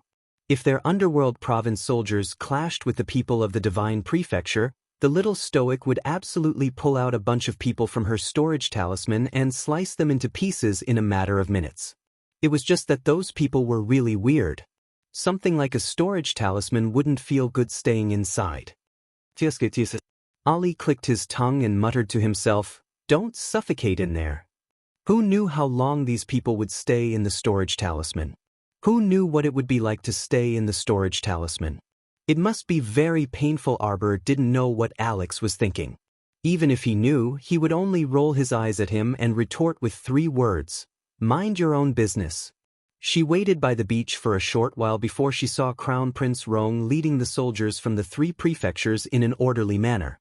He then took out a sealing ball from his sleeve and threw it out. The soldiers in the front row saw it very clearly. When the sealing ball was thrown out, a huge 3-story ship slid out from it and sank into the water. It followed the rolling waves and slid out for some distance. "Your Majesty!" Crown Prince Rong quickly walked to Duan Yu's side and looked at Qishao blue waves curiously. "We only prepared this ship? It's more than enough to accommodate all of us." Duan Yu nodded faintly. "Lead your men up first. Gather everyone on the deck for now." "Okay." Rong Qing nodded and turned to lead the soldiers onto the ship. Chapter 4596. After boarding the ship, everyone finally realized how big the ship was. Everyone was extremely shocked and gasped in amazement. Gathered on the broad bow deck, the soldiers of the 3 states looked forward with shining eyes. Could this be a holy weapon? Ali muttered to himself as he looked left and right, feeling like he couldn't see the end of it. This little stoic was too extravagant. She casually took out a holy weapon. No wonder she always looked so confident. If it was anyone else, they would also be so confident if they could casually take out a holy weapon. The rooms have already been prepared for you. Rest yourselves. Someone will naturally call you out in advance when you reach the base. There's nothing else. Do you have anything else to say? Arbor looked at Duan Yu, Ming Yasi, Rong Qing, and Long Qing. The four of them shook their heads. Meanwhile, Long Shangyun raised her hand and yawned. I'm going back to my room to sleep first. She could be considered familiar with the Crimson Nimbus waves and could find the room she had stayed in before. With the Crimson Nimbus waves, there were no issues with its speed and defense. In any case, she only needed to sleep for a while, and they would almost reach their destination by the time she opened her eyes. How is it? Arbor glanced sideways at Duan Yu. The latter was currently looking at the Jade Messenger talisman in his hand. After skimming through 10 lines at a glance, he handed the Jade Messenger talisman to Qiao Mu. The closest stronghold should be a small coastal fishing village about a day's journey from here. Arbor nodded. With the Crimson Nimbus wave speed, it should only take half a day. We should reach our destination by daybreak tomorrow. Duan Yu nodded with a grin and said, Jojo, you've probably talked for several months today, right? You must be very tired. Quickly go rest. Arbor stroked his small face and nodded earnestly. You're right. See you tomorrow then. Duan Yu chuckled. Go then. The next morning, Yellow Crane Fairy, who was also staying in the third-floor cabin, knocked on Arbor's door. Arbor was washing up when he heard the urgent knocking on the door. He wiped his face and walked to the door. As soon as the door opened, Fairy Yellow Crane charged in, followed by the grinning Qi Xianxian. Oh my god, oh my god. Jojo, do you know what happened last night? I went to the deck to take a look today. There were schools of dead fish piled up on the side of the ship, and there were many things with broken limbs.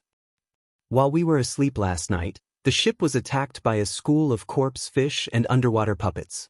Do we need anything? Arbor glanced at her and asked. I'm fine. Fairy Yellow Crane was taken aback. She looked up and saw Arbor wringing the towel he used to wipe his face and hanging it aside.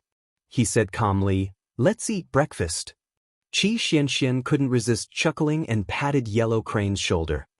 Those school of corpse fish simply couldn't break through the Crimson Nimbus wave's defenses. Yellow Crane woodenly followed the little stoic downstairs. Jojo, you knew this would happen? There are so many living people's auras on the ship. It's simply a sumptuous feast for the underwater corpse fish and corpse puppets. We'll definitely suffer an attack. Qi Xianxian patted her hand and said, Don't worry, the Crimson Nimbus waves are much more powerful than we imagined. Chapter 4597. So many corpse fish suddenly gathered underwater. Could it be that someone purposely attracted them here? Huang He immediately thought of a conspiracy theory. That shouldn't be. Qi Xianxian and Huang He chatted casually, but their feet didn't stop as they followed Arbor to the deck. Everyone had already gathered and was happily distributing some nutrition pills. Seeing the happy expressions on their faces, Arbor felt that it was a little strange. Instead of eating these cold pills, Arbor was actually more willing to eat a bowl of home-cooked rice porridge. Wasn't this more delicious? Qi Xianxian pursed her lips and said, What's there to be happy about? Isn't it just a few pills? It's better to have a bowl of red braised pork. Arbor nodded in agreement. Huang He was speechless. The soldiers of the 3 prefectures probably wouldn't understand the world of a foodie. Oh right, Huang He, you should have advanced to a heaven-grade alchemist now, right? Huang He smiled bashfully and shyly tugged at the corner of his clothes. I shouldn't have reached the realm of a heaven-grade alchemist yet. After all, the pills I refine sometimes reach the heaven grade, and sometimes they hover around the earth grade. Sometimes it works, sometimes it doesn't. I feel that it's still not that stable. Qiao Mu nodded. Then it's more or less stabilized. During this period of time, you should concentrate on refining more pills. After accumulating them for a certain amount of time, It will naturally break through that barrier and bring you to a higher place. Huang He put away his playful expression and nodded solemnly. Becoming a heaven-grade alchemist was one of her dreams, but she never thought that she would actually achieve it one day. All of this was thanks to Jojo, who gave her demonstrations and pointers from time to time, allowing her to make great progress on the path of alchemy. There are 2 skeleton war flags in front, a Tsang province guard suddenly shouted. Everyone turned to look, and indeed, they saw a battleship sailing very quickly towards them at full speed. The 2 skeleton war flags raised at the bow of the ship were quite eye-catching, as if they were announcing something. Look at the hull of their ship, what's that thing engraved on it? It looks like a giant beast covered in flames? Yes, it's a fire beast stepping on a fireball. A fire nightmare is a fire nightmare that is equivalent to a 9th-level spirit fire. Fire jade beast. What a huge fire mastiff. This beast's body is probably comparable to an adult phoenix. Duan Yu was currently holding a pot of porridge as he slowly walked towards Arbor. He turned a deaf ear to those high-pitched shouts. He came to Arbor's side and said with a smile, "Come and have some porridge. Colorful divine fish congee. It's delicious and fragrant. I guarantee you'll like it."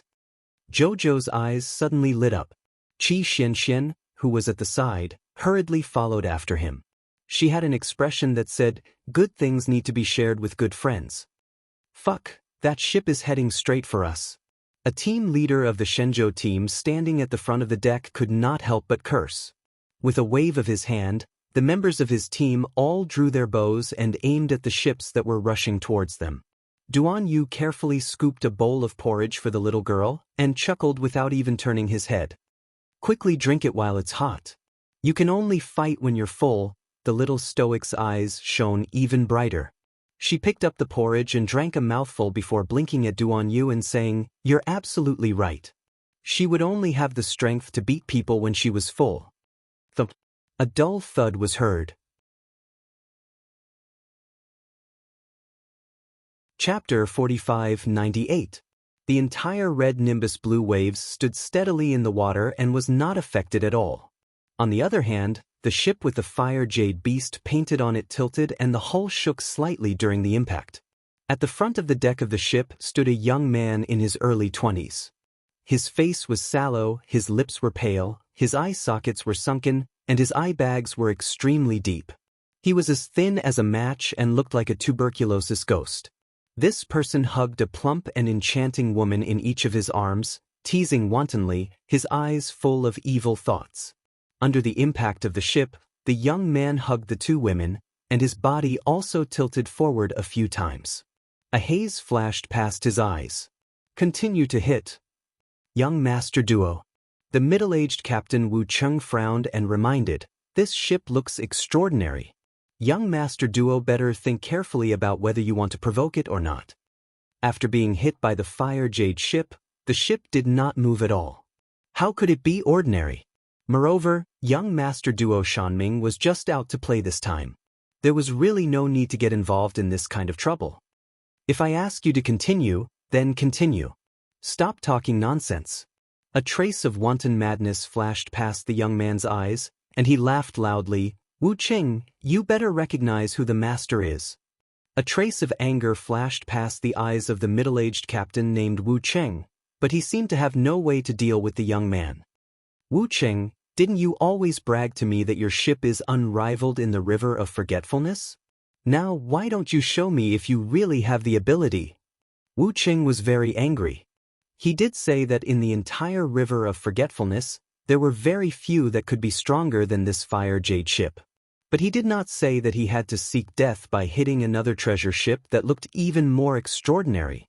Looking at the body of the opponent's ship, it was pure black with a faint flowing light. He did not know what kind of high-quality material was used to make it. At the moment of the first collision, the fire jade ship swayed a few times, but the opponent's ship did not move at all. Wu Cheng naturally had the idea of retreating. What's more, the 2 sides didn't know each other in the first place, so why should there be such animosity between them? Wasn't this causing trouble for no reason?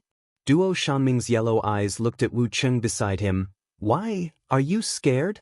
"Ha, I didn't think that there would be a day when Lord Wu Qing would become a coward. Young Master Duo. Wu Qing glared angrily at Duo Shanming.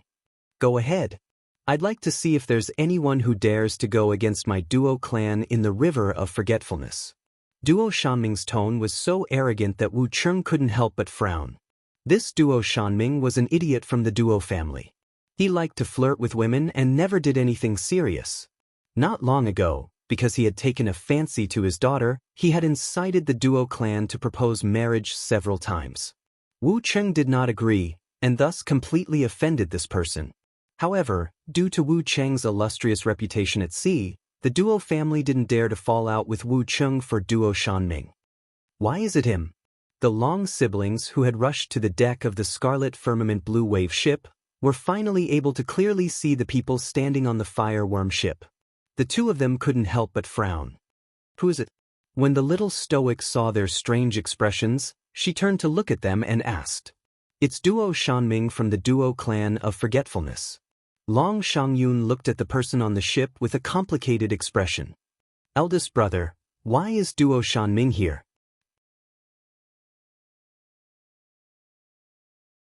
Chapter 45-99. Long Huan's expression was also very unsightly. When he turned to look at Arbor's expressionless face, his emotions fluctuated, and he hesitated on how to open his mouth. Just say it.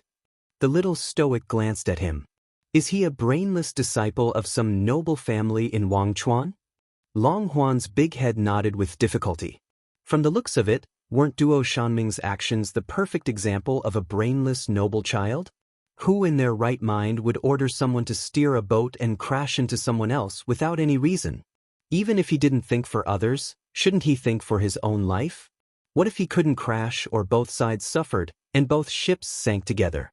At that time, would he want to fly back or something? I see that this person's complexion is waxy yellow, which is a sign of damage to his liver and gallbladder meridians. His lips are pale, his limbs are weak, his eyes are lifeless, and his eye bags are extremely deep. His eyes are filled with a lustful light. I reckon he's a natural overindulgent person. How is he different from an animal if he's born without being able to control his emotions and body? Soaking in a pile of women every day, his body is incomplete, and his liver, meridians, and lungs are on the verge of necrosis. He must be tossing and turning every night in the wee hours of the morning, and his heart and lungs will beat rapidly. He will undoubtedly die within 2 months. Cause of death, wind. Everyone, they silently looked at each other and were powerless to ridicule again. They could only respond to the little stoic's icy and emotionless medical analysis with various expressions. Duan Yu twitched his mouth and nodded repeatedly. Is there a way to save him? There isn't, the little stoic replied coldly. Then that's good. If we kill him now, we'll be sending him to meet the king of hell 2 months in advance. Duan Yu nodded with a grin. Jojo, how about I go kill this punk? Arbor shook his head. Dirty. Duan Yu asked with a grin, then what should we do? Don't tell me we have to let him go? The little stoic expressionlessly took out the heart of misfortune from her sleeve. This ship can be considered sturdy. The little stoic said coldly, even if we don't use it in the future, we should be able to disassemble it into many rare weapon refining materials. Jojo, you're so smart. Duan Yu held back his laughter and nodded repeatedly. Are we going to call them in together with the ship? The little stoic nodded. This is very appropriate. Little Tai Sui silently rolled its eyes. There are 2 transcendent state experts on that ship. It won't be easy to take them into the heart of misfortune. Arbor blinked, turned around and called out, Qin Chi. I'm coming. Second sect leader, do you have any orders? Is there a way to deal with the transcendent realm experts on the opposite ship? Second sect leader, you just need to do what you need to do. If those ignorant fools insist on jumping out to court death, then we will smack them all to death on behalf of the second sect master. Xiao Mu nodded and tossed the heart of misfortune out with a wave of her hand. Long Shangyun and Long Huan looked embarrassed. They stared at Arbor's back and murmured, Cousin wants to. The pitch-black heart of misfortune swirled in the air. It suddenly jumped above crimson firmament blue waves. Duo Shanming, who was arguing with Wu Cheng, suddenly felt the ship violently shake a few times. He almost accidentally threw out the two seductive women in his arms. Young Master Duo. The two beauties couldn't help but exclaim and hastily hugged Duo Shanming's waist. Chapter 4600. In the blink of an eye, they saw a black round bead leaping to the side of their ship's mast. A faint black light suddenly shrouded them. Duo Shanming's legs were slightly weak. Suddenly he felt an irreversible force covering his body. It inexplicably pulled him forward a dozen steps. Young Master Duo. Wu Cheng was quick to react. He hurriedly waved his sword to block his way. But at this time, the clear light in Duo Shanming's eyes was completely annihilated. He seemed to only be able to see the black bead that was full of summoning power in midair. The bead slowly rotated above everyone's head. In just a short moment, Wu Cheng discovered with a horrified expression that the entire fiery nightmare ship seemed to have been pulled out of the water by someone. The hull of the ship tilted slightly as it left the water surface inch by inch, giving off a terrifying suction force as it was sucked towards the area covered by the black light. Not good. Wu Cheng decisively pulled out his sword and stabbed it through the deck of the ship, injecting all his power into it. Only then did the fiery nightmare ship, which had left the water surface, stabilize slightly. The entire ship stiffened and stood half above the water surface. Elder Liang, Elderly, what are you still standing there for? Quick, come and save me. Duo Shanming was awakened by the sound of the sword stabbing. Sensing the danger, Duo Shanming was so frightened that he couldn't care less about the two beauties. He directly reached out and pushed them away, running towards the cabin. Elder Liang, Elder Liang, Elderly. Duo Shanming felt a little scared at this time. When he was in high spirits and ordered people to ram the ship, he didn't expect this at all. At the end of the cabin, the small window was broken from the inside out. Two vigorous figures suddenly appeared beside Duo Shanming. One of them stretched out his palm and pressed down on Duo Shanming's body that was involuntarily uprooted from the ground, stabilizing him on the deck. Young Master, don't panic. Let this old man come and help you. Duo Shanming was slightly relieved. Just as he calmed down, he couldn't wait to clamor at Qi Xiaotonglong. Who are you? How dare you play tricks on me? Do you know who I am? I'm famous in Wangchuan. Bang! Bang! After two loud noises, several people descended from the sky and landed directly on the deck of Huo Wu's ship. Without saying a word, they attacked Elder Liang and Elderly. The two transcendent state elders' eyes froze, and they could not help but curse in their hearts. What was going on? The five people from the other side were all on par with them. Since when did the River of Forgetfulness have so many transcendent God stage cultivators? Didn't everyone need to go to the sanctuary to be reborn? What great prospects could they have by mingling in the three continents and the land of forgetfulness? Elder Liang and Elderly were forced to retreat. Under the joint attacks of the five Transcendent Realm experts, the two of them basically lost the ability to fight back. In the end, he could only abandon the ship and was chased by the five people, forcing him out of the fiery nightmare ship. Duo Shanming, who had lost the protection of two transcendents, was like a pheasant whose feathers had been plucked. He could not resist at all.